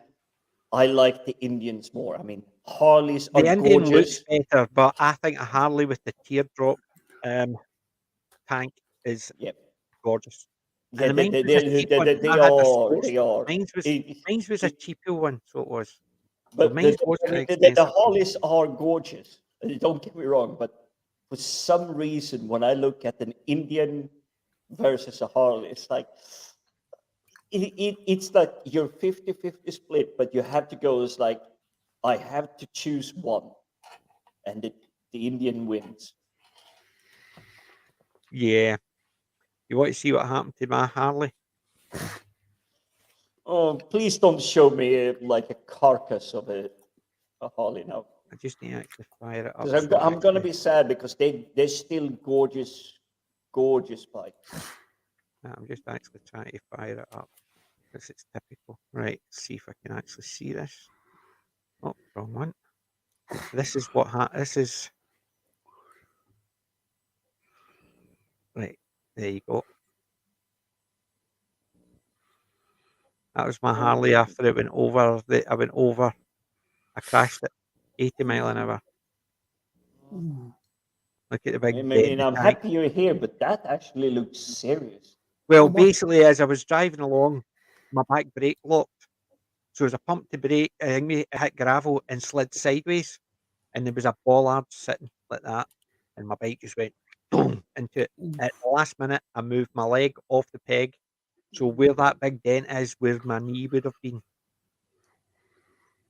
So I hit the bollard and went flying. I landed in a ditch, boulders at one side, barbed wire edge at the other side. And the only thing happened was my open face helmet, the visor had gone boing, and that was it. So I I stood mean, up. if your leg was still there when the Yeah, it would. bike hit, I it would would have have no been had no wings leg. fly. I would have had no leg. But basically, I stood up, walked away, straightened my handlebars, and drove home. Oh, I didn't when I came off my bike, but then we never did find the carburetor. I went in Yeah, the back. that was I think I was going around a bend. Well, I was definitely going around, and I think, because I still can't remember, that I actually caught the back wheel of a lorry going the other way oh, and went up, and it literally ripped the handlebars in the front of the bike off. I ended up with half a dozen stitches in my chin, and that was it. yeah. I walked away from mine, no damage. The next day, which was funny, next day after the crash, I went to play golf with my dad and my brother and that. Played for about 4 or 5 hours, game of golf. Did a lot of walking backwards and forwards, as you can understand. And with the way I play, for every ball I hit, I took about 15 swings at it. Ah, So basically, so you can imagine the type of game I played. I'm really bad at it. And then I went up to my sister's, and they had the pull out for all the kids, and I was throwing the kids in it, and they were trying to drag me in, and I basically ended up to my knees in a swimming pool in the big pond that my sister had out, and I was throwing the kids in it and carrying on with them. I went home, had a nice shower to freshen up for the night, and I says, I think I'll go down and get cigarettes. So as I bent down to tie my laces, my back went up, and everybody says, oh, so you crashed your bike and your back's done? Well, no, that was the next day after I had a shower. So I'd been out playing golf. I'd been carrying on throwing the kids all over the place. Then I went for a shower, and then I tied my lace and it threw my back out. So I crashed my bike, played golf, went carrying on with the kids, was fine. It's only tying my lace that threw my back out. 5 years or so after I've had at least after I've had the accident, I'm eating a bowl of Rice Krispies. Crack! I'd actually cracked one of the molars at the back, but it had literally along the length of the tooth, so it didn't show up in the X-ray. And it happened that at one point I bit down on not a sugar, but whatever, and literally just the right place, just the right position to actually crack it. It's no fun when things happen afterwards, but it's just a case of people automatically put my back down to my bike, whereas I put it down to cigarettes. Yeah. I mean, it may simply be that you did something and then that bending down was the final straw that moved it that last little bit. It's possible. Yeah, playing golf didn't do it. And you know how much you swing at golf, and then carrying and throwing kids in the water and stuff like that? Nothing. It was just going, click, ow. But yeah. See, the thing is, my Harley, I was 80 mile an hour. My Kawasaki, I got that up to 130, and my Ninja, I got up to 180. And every single one of them were fine. It's just that brake lock on my Harley was the thing that did it. That brake lock as I was going round the corner. Yep. Just that one that does it, isn't it? Yeah, it's that one does. So basically, unfortunately, because of that, I can't ride a bike again. Oh, is that what you did? Is that what you did your hand? No, it's nerve damage. So basically, gradually, I had to stop. Oh, right. Back again. Basically, I had to stop because nerve damage up there. It just means the wrist, there's no nerve. So it basically just sits like that. Right, I see. Yeah, so it's there's no power, so I can't pull the brake or accelerate. So it's nothing to do with any injury. It was just nerve damage. They don't know what caused the nerve damage up there.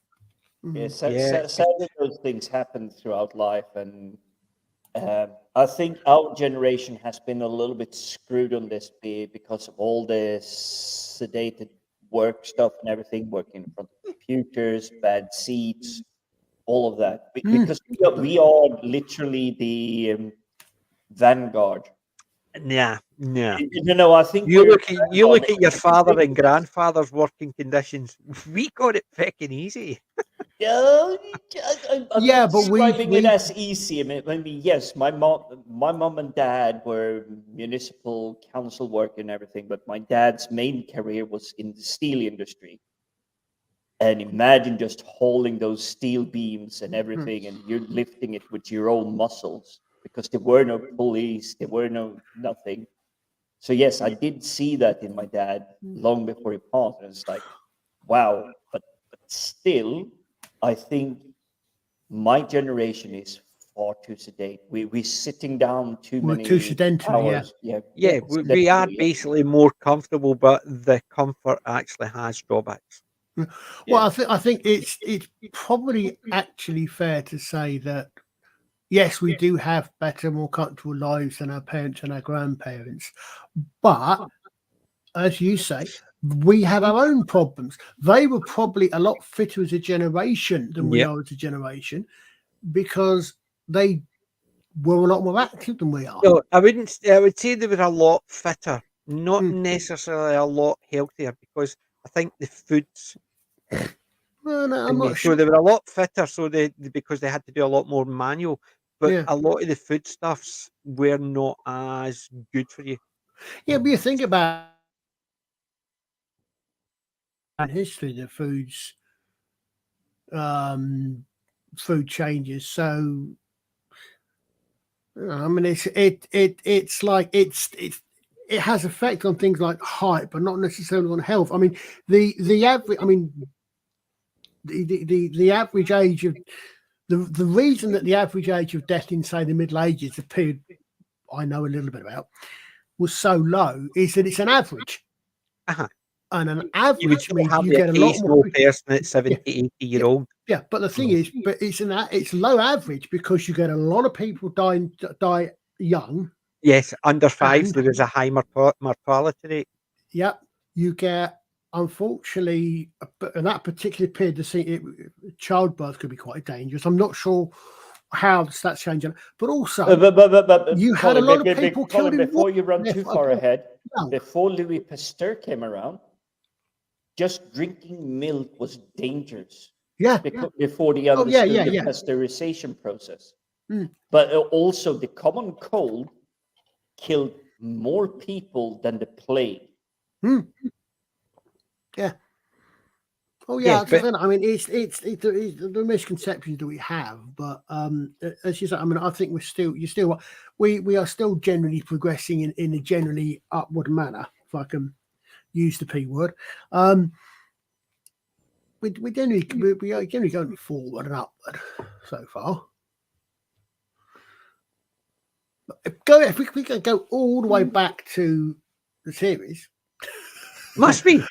yeah. This Yeah, is yeah, actually we more definitely interesting than those two episodes put together. Well, I know. I know. I mean, I actually quite enjoyed the last episode. The second one was better, The second one especially was with the sheriff. I mean, I don't know if it was just because the first one was so dumb, but what I was saying about the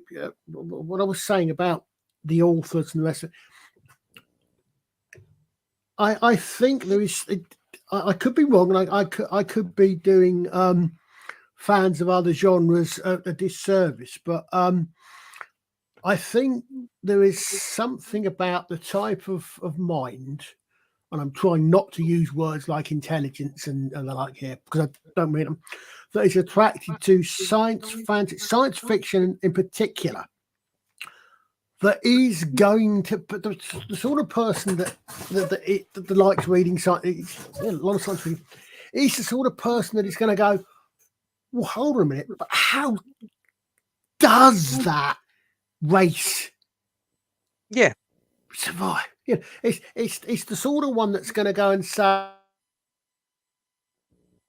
sonar in a vacuum.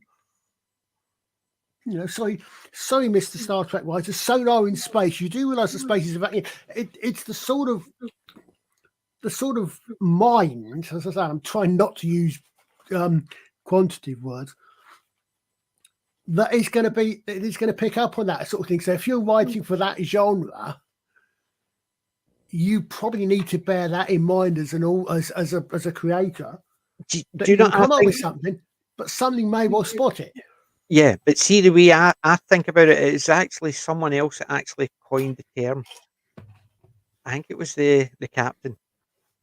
When he says the difference. One, science fiction is a misnomer because science fantasy is probably a better term for it. And I think the difference between the two, as we understand it, we all understand science fiction is fictional science. So things that may come to pass in Yeah. the distant future. There's things like there won't happen, like sonar in space. So to me, things like that are science fantasy Oh, that's because they bad make science. there is no um, Mm. possible way things like that could work. So their science fantasy, that's just magic in space. Yeah, Yeah. So that's science just bad fiction writing. is more like you see alien spaceships, things like that. That's science fiction because you're taking what's possible, not necessarily what could happen, but what might happen, and I, try and bring it into the fore. Even I, if I, your gobbledygook sort of meshes it around and you're just making up words to make it sound things, whereas science fiction and science fantasy are things we know can never happen. Sonar in space, things like that. that's not the distinction I always used to make because I would say that sort of described as science fiction is what nowadays we might perhaps call hard science. Science fiction is The Expanse. No, science fiction is expansion until they find the wormhole. No, forget that. The bits on science fiction is The fiction, Martian. but which is within the bounds of what we know of what fits our current scientific theory. So, for example, and as far as I'm aware, is still the case, any faster than light travel, that is science fantasy because it's science based, but it does not fit our current understanding of science. That's the way See the difference between that as me is I see science fiction as things beyond our understanding, but possibility with further understanding. Because if it's only about what we know from science, then it's no longer science fiction; it's science. Well, no, because the fiction is the stories. The No, fiction but is no, that's yeah. But see, we always put those genres because they're all stories. We put them into yeah, separate genres. So I think it's maybe I don't see the story as part of it. It is the world they're in, yeah, I and suppose. So that's why I historical, you don't need to say a historical story because when we're talking about a TV show, it's historical. not necessarily. I mean, it It's might set be in the past. historical reality. Historical Might be historical fantasy is most things. Near to historical fact, there's always changes, document. but there's certain things try to be as historically accurate as possible. I We won't suppose mention the film. we'll not mention too many because there's very few out there. But like for instance, Braveheart is I said we won't mention that. Braveheart is historical fantasy, Yes, absolutely. whereas you've got things like maybe Dances with Wolves, Zulu, where they try and make it Yeah, scientifically accurate as much as they understand it. yeah. Because it's in the past, there's certain things they know, the rest of it they can just add. Like we know Zulu's not real because we know Bromhead and Chard weren't the ones that actually done it. We We know also one. know that the preacher wasn't a naysayer and doomsayer, and we also know that Hicks wasn't a drunk and a criminal. And they Oh, never sorry, who sprung men of we did Harlech we knew. either. Yeah, we know that. So the fact Yeah. is, we know that they did it to tell a better story, but historically, it's sort of accurate. But there's changes. We are aware that they make Well, changes it's to make it fiction, a yeah. bit more interesting. Yeah. It's not a documentary, so No. as long as it actually tells the story Yeah. to an extent, I'm okay with slight changes as It's long as I'm it's aware of them. it's based on or a Scientific, dramatization historical of accuracy. Yeah. it's either it's based on or a dramatization of Yes. a real event. So Yes. you know that some things are going to be changed, Yes. but Whereas things you like accept that. Fury or Inglorious Bastards, whereas they kill Hitler at the end. Hmm.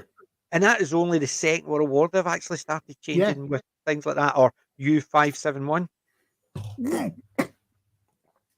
That's, Yeah, to right. me, those are historical fiction because they never happened. They're just set in that place Yeah, in yeah. that time. It's, to me, watching Inglorious Bastards or U-571 is like watching The Time Traveler's Wife, where the person goes backwards and forwards and travels in time.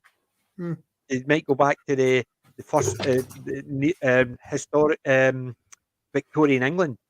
Means nothing. It's just that it's just Well, fiction it's like in everything that location. historical the BBC does these days is entirely fantasy, not fiction. It's just Yes. fantasy. See, if you want to see good BBC Exactly. fantasy fiction, science fiction, Out of the Unknown, 1960s right through to the 1970s, Hmm. that was good. Yeah. It was cheesy as of its time. So anything you see in it, obviously it was done in the 60s, so they didn't know as much about maybe the solar system or certain things, Hmm. which is fun. It's okay, but it's good science fantasy. Yeah. I quite enjoyed Well, it. I think it's different definitions anyway, isn't it? I mean, because for me,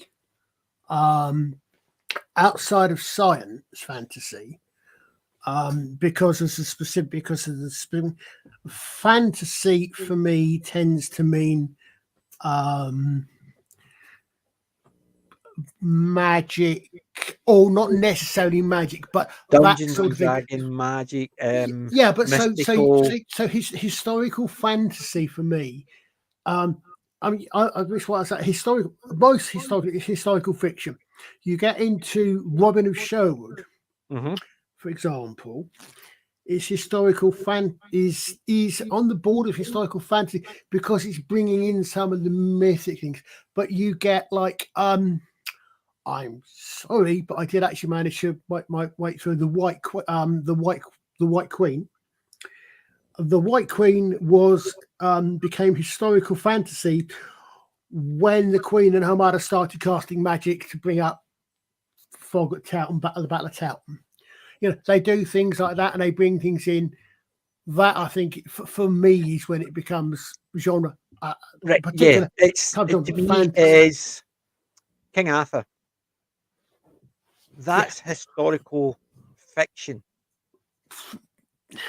Merlin and Morgana casting spells is historical fantasy. yeah. The Holy Grail is okay. You be very careful how you mention that because you don't want to piss off.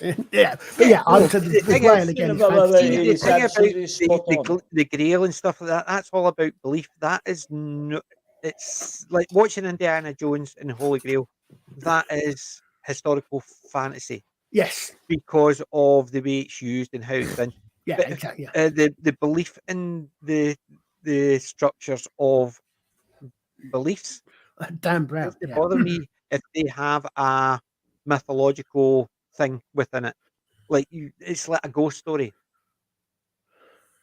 You don't need to believe in ghosts to actually enjoy a good ghost story and think, yeah, yeah. yeah, it's I, not. It's more than likely be fantasy, but it could be fiction because it's just a story about ghosts at a certain time. And if you believe in ghosts, fine. If you don't believe in ghosts, fine. It's but until we know there's yes or no. I can Typically, recommend a good video on how the history of King Arthur's changed actually. oh, it's I know it's the series. It was about 100 and was it 120 years after his chronicles were written by a thing who was trying to actually highlight the area where he stayed. Oh It dear. was one No, of I know. the monks, wasn't it? He was basically It he was was, well, it did. Oh dear. No, okay. I quite literally went on for about an hour and a half about this. But I could go on for about 3 days. But no, it's no, I was shilling a video of my own, dear boy. Yeah. I did. Listen, you put it out there, let people know what it is. We'll put it in the thing me of this video. Why not? That's what we should do. But definitely, it's things like that that make it, because it's like Resident Alien. It's how the fiction, the fantasy, the world building is done. And from history, we know things have changed because certain people rewrite things because they want certain things highlighted. It might be their own monarch's historical lineage. So he sort of mentions his great grandmother sort of knew Arthur, and that's where. And then she fell pregnant, and he was born about 6 months or 9 months later. We don't quite know because my father was my great grandfather was actually he was fighting in the Crusades, and it was just a miracle and stuff like that. They started doing things like that to actually sort of hint at lineage and stuff. But yeah, we are aware that with even things like this show, Resident Alien, straight back round, is the people who write it, they'll say something at the beginning, and as they try and expand on it as the season goes, they realise, damn, it's either too closed or too wide open. Because if they start explaining something, then it actually goes, oh, doesn't quite work. So they try and leave it ambiguous. But when they're leaving it ambiguous, it's leaving it where people have actually got an idea and put their teeth in and going, how does that work? How does that work? And that's where the thing is. I think certain things they'll put in because they've got a good idea later on, they'll right, come back to that. But when they put it in and then later on they come back to it, they go, just ignore it, don't say anything. Because they know that's going to actually screw up the rest of the story. Fine. But But they that's mention where it I think again, it that just sort of highlights it. Hollywood has become too big for itself, so to Oh speak. God, yeah. Because you have the producers like, I'm paying the bill. It's like, wait, you want $10,000 for what? Whereas a storyteller, I will explore all of these areas. That's why you have, I mean, Star Trek, the original series. Yep. Brutally honest, it is not the best, but they actually had the room to explore stories. It's very fantastic in terms of sci-fi, but is it the best? And they did have a good balance. If we talk the late 70s, the 80s, very early 90s, producers understood this is a story that will bring millions of people to go and see it. But now it is like, oh, what's cost effective?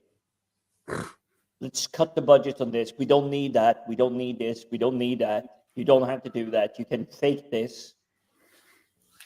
Which box have we ticked? Yep. The fact that the idea of good storytelling's not even on the list of boxes, so therefore that's why Harold is failing. Yeah. I'm actually messing up here. Just ignore what I'm doing. Ignore the man behind the curtain. There's no man behind the curtain. It's just I'm messing around and I pasted the wrong. But that's also a really great reference to a fantastically well-made film. Yeah, that's what I meant to do. I actually messed up and I put the wrong link in, and that's why I was messing around. Then I put it back in the private chat instead of putting it back in the public. So yes, it's basically ignore the man behind the curtain. I'm a bit King Arthur confused at the moment because I'm reading the novelization of the Seventh Doctor series Battlefield. Mm-hmm. And I've just got the new Big Finish Lone Centurion in Camelot. I've not seen that one. I love Sylvester's. There's some of his are hit and miss, but I think Battlefield is one of his greatest. Yeah, but because I like the whole idea of it. But yeah, I mean, but I like, but it's purely coincidental. Like someone on the stream mentioned, I think it might have been the Rabbi's Read, someone else about the novelization of the TV series. As usual, got more in it, and I was reading that one, and I've been waiting for Camelot to come out since it was. I'm sure this month because I actually quite like the Lone Centurion audios.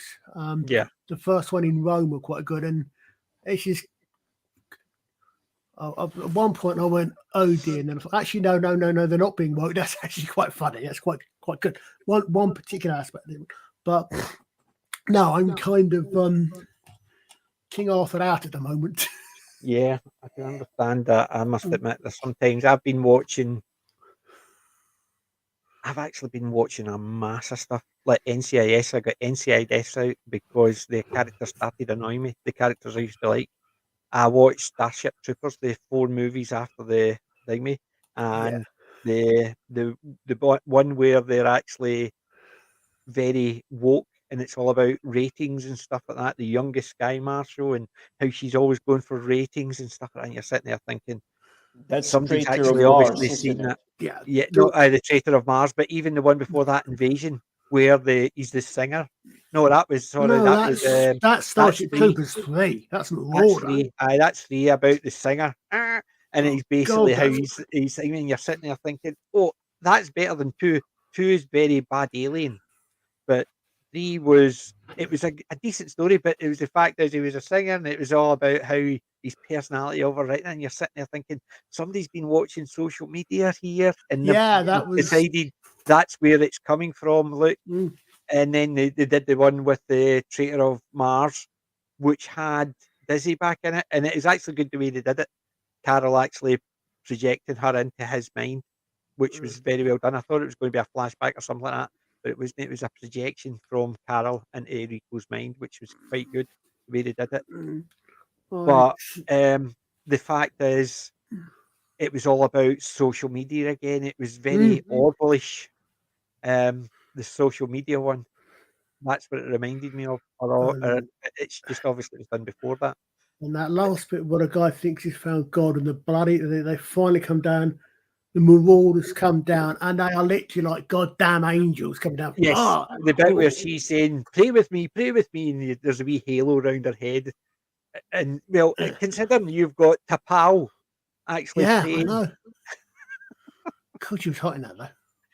See, the thing is, the first time I saw I can't even remember the actress's name, Jolene Tapao. Blaylock. The first time I saw her was in a compact box. She used to be on compacts boxes. So now you always had the logo with compact, and then you had a picture of 2 guys carting it, and somebody sitting at a desk, the woman's face. It was her. So I had Oh. gone into the office after I'd watched Enterprise, and I'm saying, I recognised her from somewhere. And there's a big wall of monitors, all with her face on them. And there it is. But I've been trying to hunt for the old box. Now, sometimes you would come across a picture of the old type boxes, and I've not come across one. People do not believe me. She used to be the compact girl, and I've been trying to find a picture of the compact box with her face on it. Cannot find it. It was the old monitor boxes, the big CRTs. You're talking about. I've been with my company 10 years, and the previous company, so 18, 19 years ago. It was then. She was on the boxes, so she was on the compact just prior to when she got Enterprise and or other stuff. She probably did Starship Troopers before it as well. So she had a career, but Enterprise obviously was the thing that actually brought her up as a bigger star, and that's when I first saw her. I hadn't seen them Starship Troopers one. Hmm. It was about 18 years ago. It was my previous company to the one I'm in just now. And I was in there about 7, 8 years. So about 18 years ago, maybe 19, thinking about it. So it's that long ago. So the compact boxes from 19, 20 years ago I've been looking for, and I cannot find them because she was on it and nobody believes me. Weird, the things that stick in your mind.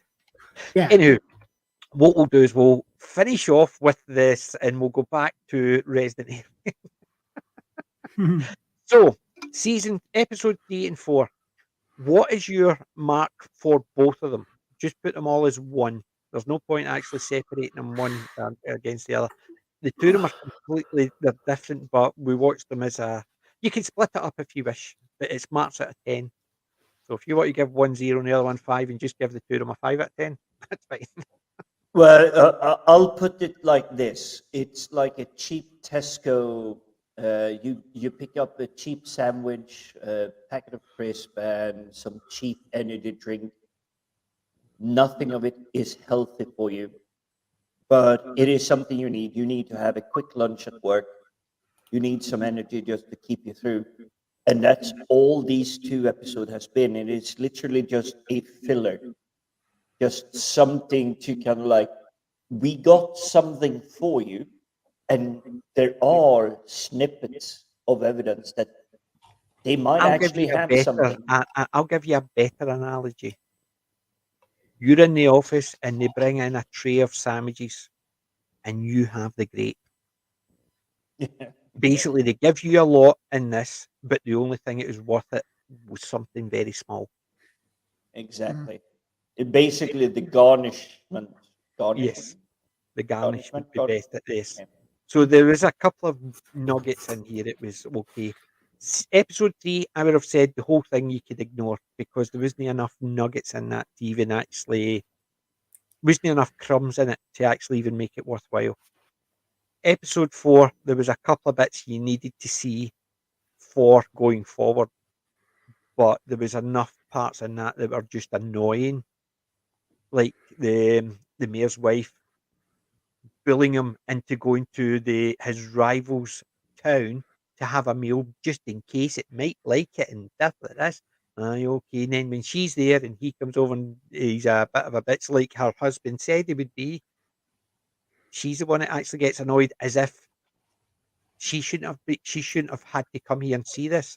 It was just the whole attitude of it was, if I was him, it would have been a case of, see, I told you so, but he's not allowed to say that.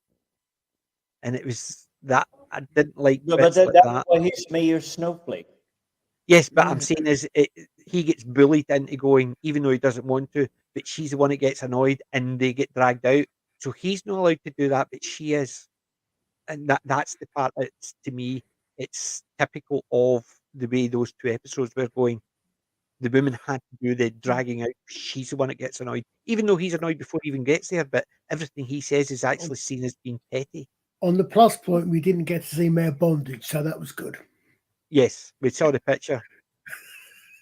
I'm still waiting for that because they know that the show is gonna tank.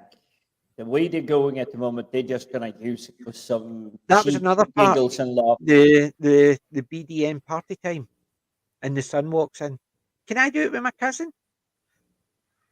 No, The whole idea cringe, that they brought cringe. that up. The whole idea they brought that up when the kid was meant to hear, and then it's the whole cringy of, what's that? Can we play it? Can I do it? Can I do it with my cousin? And it's almost a case of it's down that route of, here, let's actually introduce it with a kids talking about it again. Creepy again, creepy shit, creepy Hollywood pedos at it again. At least And that's, to me, it shows that, and it's the fact is twice they've done it, and twice the kid has actually walked in the middle with it and starts talking about it. It's not relevant. It's not relevant to the story, but the fact that they've got a kid doing it. It doesn't belong in the story. It doesn't, no. I mean, the fact is they showed the picture. It didn't belong there. I mean, the idea that after the break-in and that the wife sees the husband in a different man and they get it on. Yeah, that is, I think, that as a concept is fair enough for the story, but it depends. That is a reasonable consequence of the situation, but it depends how far you want to balance it. But no, again, the full BDSM thing, no, that doesn't really necessarily. That only belongs to the story. in something like this if it's funny.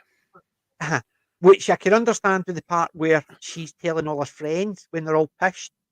Yes, but the kid being involved in that, mate, and Yeah, talking about it, that's the part is weird, yeah, definitely. and it just shows how creepy these Well, I people say are. fortunately, that was what, a couple of weeks ago now. So, Yeah.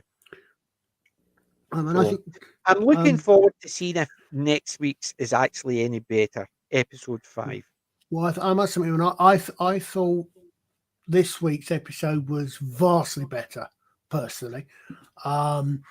Compared to last week's episode, Compared to so one before, episode yeah. 4 was certainly better than episode 3. I mean, Episode 3 is so forgettable that you could miss it and not actually miss anything. It's Episode 4, distinctly there's a possible. couple of nuggets you need. It's distinctly possible, and it's a case of, oh, thank fuck, they haven't gone full one. There was my Yes, but reaction to see, the to thing is, I thought episode 4 might episode have been. 3, they were going full woke with the 79 cent in the dollar stuff. That was just cringy. That was literally them just saying, we believe all the hype and we believe this is true. So you have to believe it, and everybody should believe it because we said so. Everybody knows that is a load of pants. The fact that they actually brought it up and actually had the 76 cent in the dollar and all this fish, as if the women were actually being physically, literally paid less. And I mean, They weren't being paid less because they might have not had as high earning jobs, or they might not have asked for But the bonuses, red-headed but they weren't one, actually saying, right, I'm hiring you two at the exact same level, but I'm giving you more than her because she's female. That is a load of pants. If the two it's people a load of pants. But if you just compare the ladies across the board, the redhead lady that is running the bar, the tips she would be getting would probably triple any hour salary that the sheriff is getting. Assuming this, remember, this is a small town. It's not as if it's a centre hub for the whole town. And I'm There not only is that, meant to, because remember the sheriff's the deputy's boyfriend or husband, he's a barman, so it's a different bar. So there's no that. You see what I mean? Because she says, Marcy says he does the same as I do, so he's a barman. So there's multiple bars, so it's not as if hers is the only bar and that's the only place she can get tips.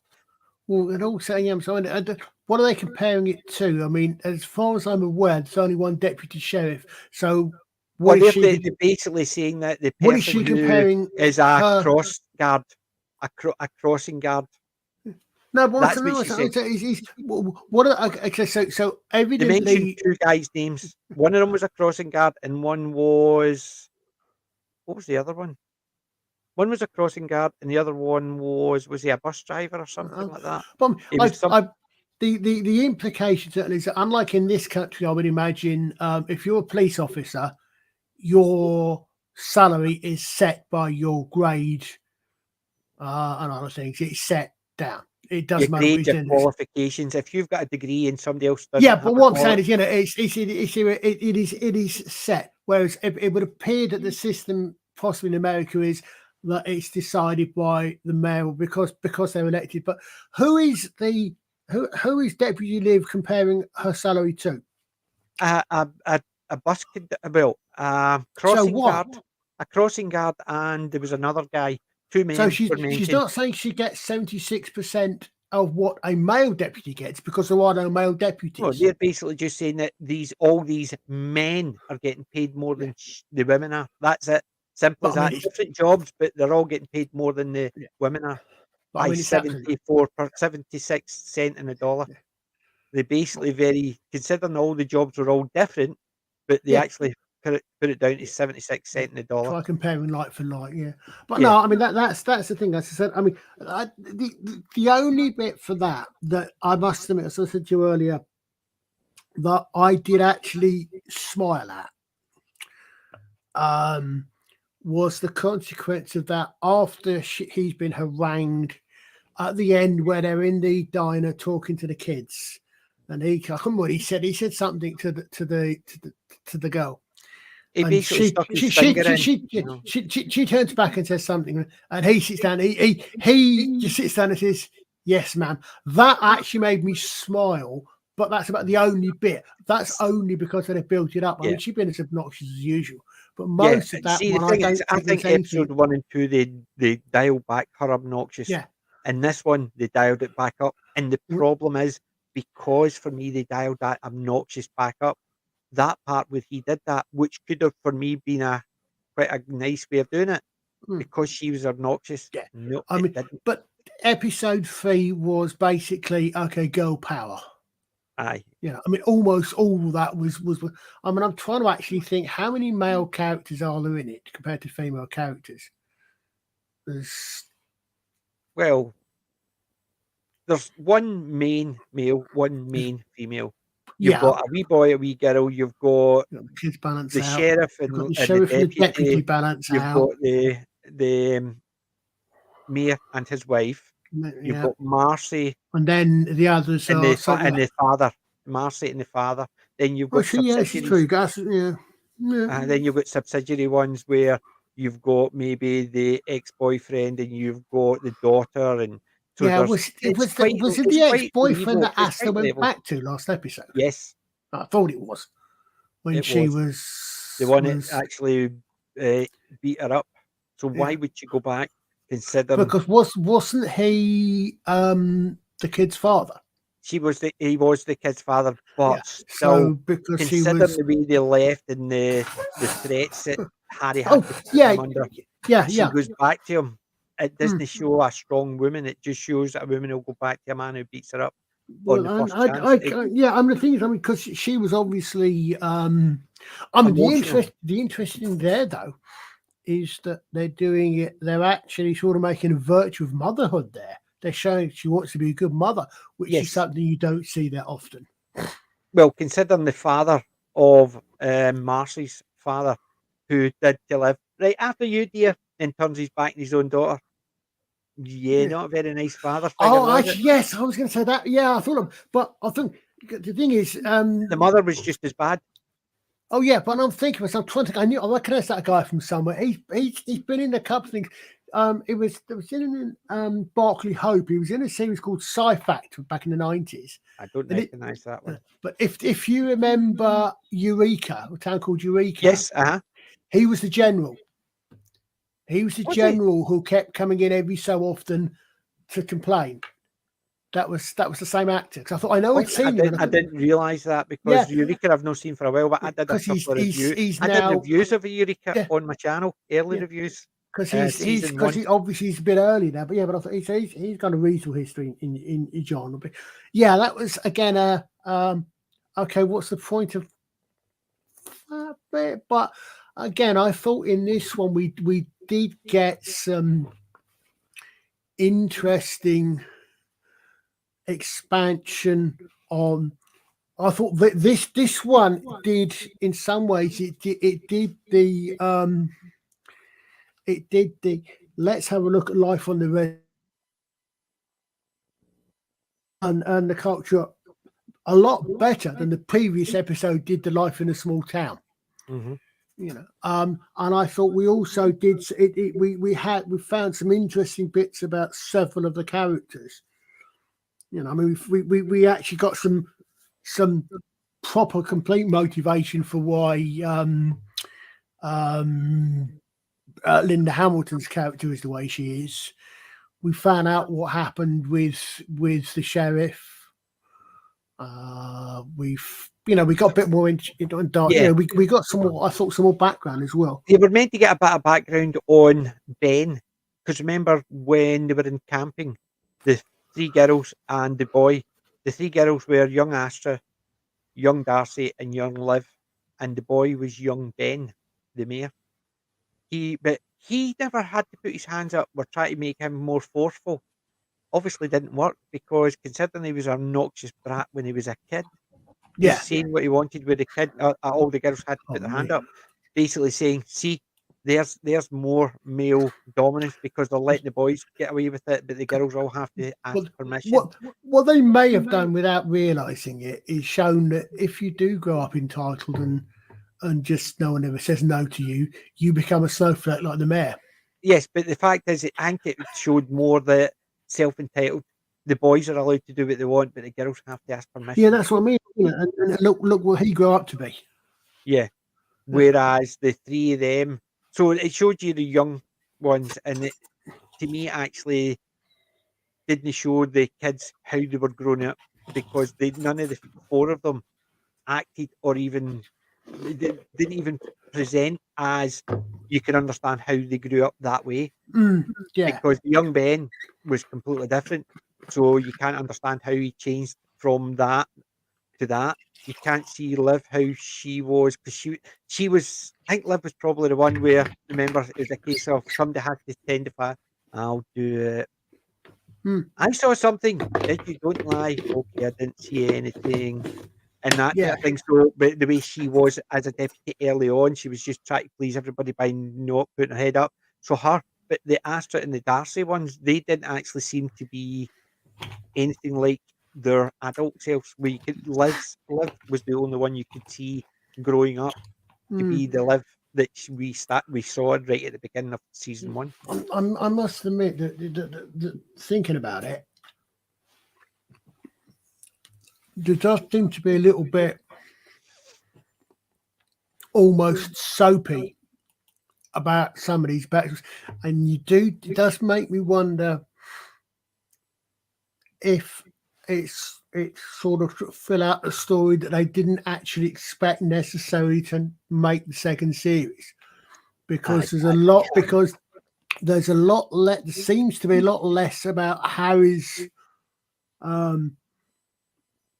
about the story regarding Harry and the killing off the human race and the rest of it. Yes. But I think the comic book, as far as I understand, the comic book, the first run of the comic book was effectively he was sent and they had to adopt the human form. And now after that, it was a case of he had to stop his race from doing it. So as far as I understand, the first run of the book was all about him going to blow up the earth, but learning more about the earth, he exploded it, and then he ended up this like the second season, he had to stop his race Yeah. coming back. So I think they're still trying to run with the comic books. I don't know how close it is to the comics, but as No, far as I I've understand, that's just what it was. I've just got some copies of the comics to read. Yeah, I'll need to get my hands on them as well and read them, see how they are. Yeah. Anyway, so what would you give a sort of 10 for both of them? I was not entertained, and I'm feeling the show is losing the grip on me. It's starting to slip. Mm-hmm. So I will probably have to watch the entire season to be able to actually give it a proper grade. But even the second episode, it started slipping. I'm not sure if it's been a change in writers or editorial or whatever it is, but they lost the charm that season 1 had.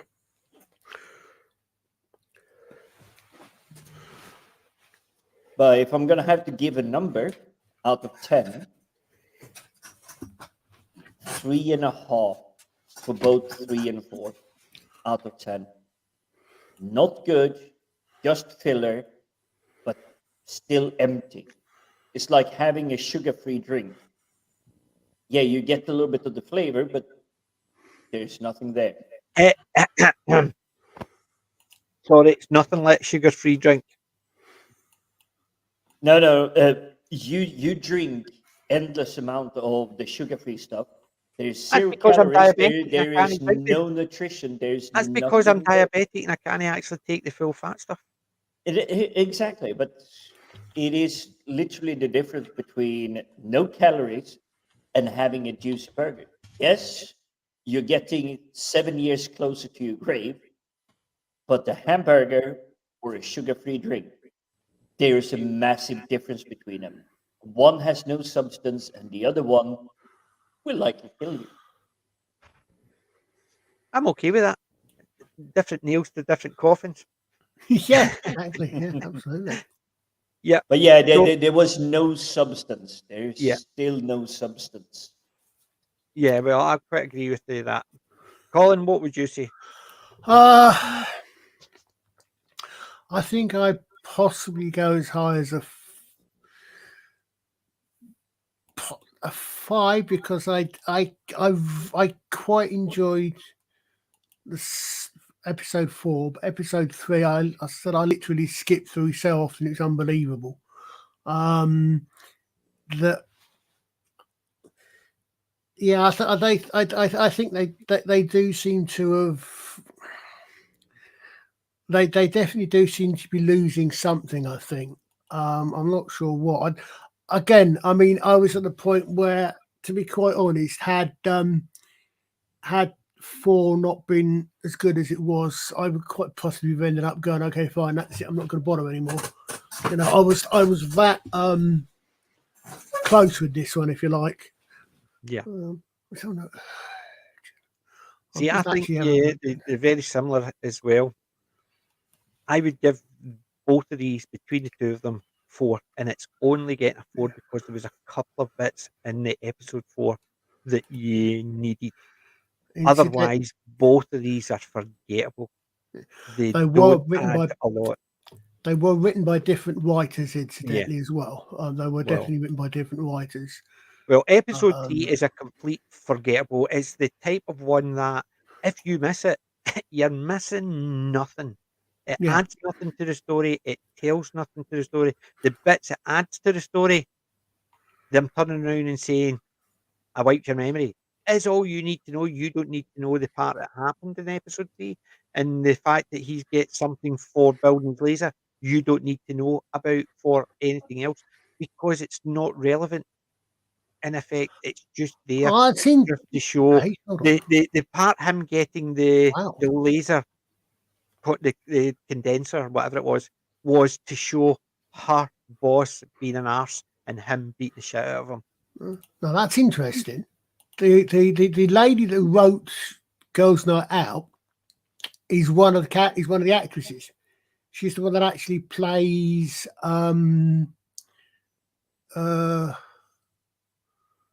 she's got 6 writing credits.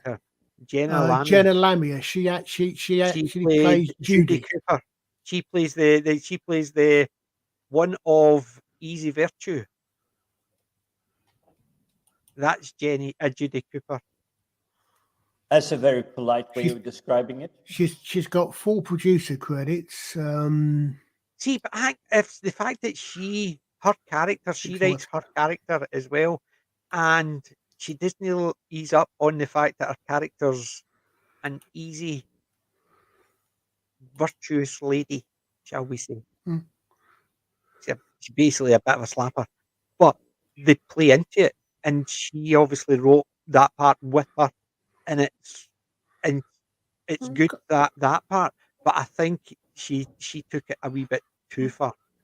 I mean, she's got a writing credits 90210, which I think must have been the rewrite. Because 2011. Blimey, she's gone on a bit. Awkward, I've never heard of. No Tomorrow, I've never heard of. Good Guys, I've never heard of. Resident Alien, and screenplay for My Best Friends or Exorcism. So right, the writer's credit she's got, as you said. Good Girls, never heard of. No Tomorrow, I said. Awkward, not. Yeah, I don't recognise any of them. But the fact is, she's A, a good actress, and B, the part she writes for her character. Some of the characters were excellent. It's just that part, I think, just went a wee bit still too give much. it credit because if you looked at who is the producer or director of the show, that's Robert Duncan McNeil, Lieutenant Paris from Voyager. And I think there might be that they are trying because the Star Trek TV shows, they were very encouraging on the people in front of camera to come behind the camera and do stuff, whether it was writing, directing, just camera handling. So I think there might be a little bit of that going on. And yes, you will get a bit of hit and miss, but sadly, I loved season 1. Season 1 of this Resident Alien is fantastic. Superb. Season 2 is definitely off to really Considering we're start halfway from. through it, and out of the 4 episodes, 2 of them are forgettable, and Yes. one of them, the earlier ones, has got an annoying character mostly in it, and it's Sahar, Yeah, but and it's most of what we've seen this season is just throwaway. It's yes, like, it's okay, it really was something to have in the background, but I would rather vacuum or do my laundry and let it be up on the big screen.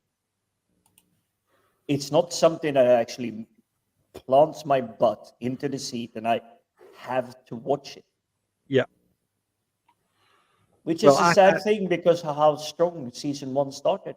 yes. So let's hope for episode 5 gets back on track and increases it and gets better, because I think it needs to actually have a couple of killer episodes, ones that actually cement it again. Hmm. So I definitely when hope they look, don't you throw joined us just as away we were about to Linda finish. Hamilton. Oh God, that Linda Hamilton character, I dislike immensely. I I absolutely hate that dislike her, character. but they have potential there. Even if you The still problem is, hate I her, think they're just using, because it's Linda Hamilton, they think they can get away with anything. yes, but they have so much potential there. See, I They think could use it really well. they have the potential, because you've got a big name alumni for sci-fi, Linda Hamilton. Hmm. Unfortunately, they're using the fact is they've got Linda Hamilton's name, and everything about her character is annoying and underrated, and I don't think there's anywhere it's going to go except down. And its only reason that they can't see it is because Linda Hamilton's on it. I think the thing is, thinking about it, it's almost as if they've got 2 shows going. Yes, It's almost because you could see the potential, as Jim says, with Linda Hamilton's character. You could as see an the X potential File for type, that as a series, for as that an X File type. as an X Files, or as a dedicated. Okay, yeah, or an X Files, or even in Men in Black something. Well, yeah, they Yeah, are on the alien, and they are trying to find the aliens, and they're trying to find out what's going on. There's a potential there for really good story. but I But think the way they within write this it, one, they're going to their hamstrung, because they can't go too far on it, and the fact that they're chasing kids, it doesn't make it look good. So they're yeah. the then you've got an alumni like Linda Hamilton. How far are they going to push her character to the point where people actually turn around and say, "I hate her character," Mm. and that's where I think it's going to go wrong. So we can only hope. So, ladies and gents, stay with us for episode 5 next week. I But would say, before that, we're doing Jaws on Wednesday. oh, you're saying the next. I mean, look at the next 4 episodes. The next 4 episodes, Yeah. 2 of them appear to be set in New York, which Yes, because suggests Harry they got may, the well, yeah, but they yeah. may well be somewhat more focused on just Harry and Asta. I think they're going to be more focused on Harry. Yeah. I think Asta's going to go, and she'll just be the interpreter for us humans. Well, no, but I Be- mean, because you've got Family Day, that which we saw, which the version I saw actually had excerpts for a trip. I don't know what trip they were interrupted by a relative. Right? You got an alien in New York, an escape from New York, which are Harry and Asta in New York, and then the last one is an alien dinner party. That's the yeah, episode title. yeah. You've got, So as you said, Family Day, an alien in New York, Escape from New York, an alien dinner party. The the alien in New York, you can guarantee there's going to be the music, something in New York, whatever it is. Sting, I'm an It alien, was the I'm a Sting one. legal alien, I'm an Englishman in New York. Yeah, and then you're going to have the Escape from New York. You can guarantee they're going to do a Snake Plissken joke. Hmm. You Oh, can they better guarantee be. they're going to do that. They have If to, because they've called it that. However, Family Day, the fact is, it basically it ended the episode with that's in my language. What is it? It's a telephone number for New York. So there's another one of Harry's aliens. Well, the version or the when I watch happened to actually have the next week on as well. Mm-hmm. So I've got I had a wee bit of a glimpse of what may be happening, but And I noticed we just have next to wait and week's see. one, they've actually just got the main characters, and there's only two.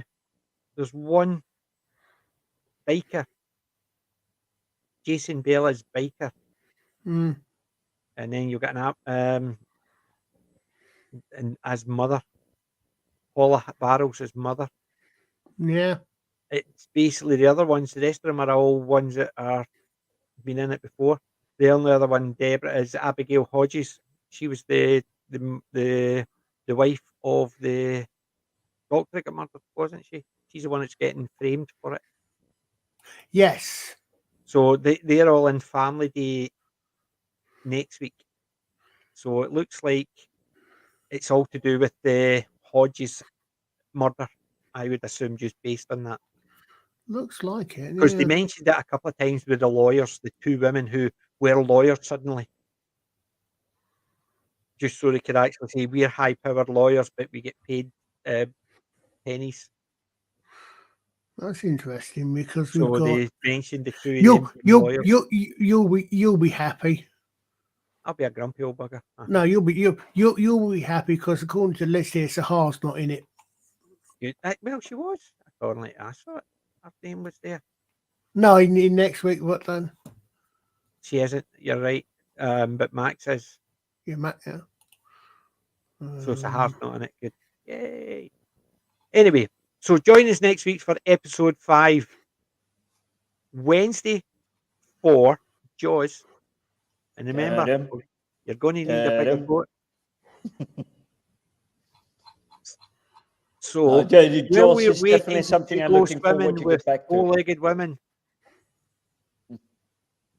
we can Yeah, just I've seen the thumbnail. yes, I know. I couldn't resist that. That's a good quote. Going swimming with bow-legged women is definitely so. Join us for that. I've put Colin's link in the chat, but I will put the link to how to become a legend, how to grow a legend. Sorry, in And the that's a very description. good episode, so do watch it. Definitely need to watch that about the King Arthur. And yes, we're going to need a bigger boat because with Jaws, I think we might actually have a special guest on. Ian may join us for Jaws. So, Ta-dum. ladies and gents, Ta-dum.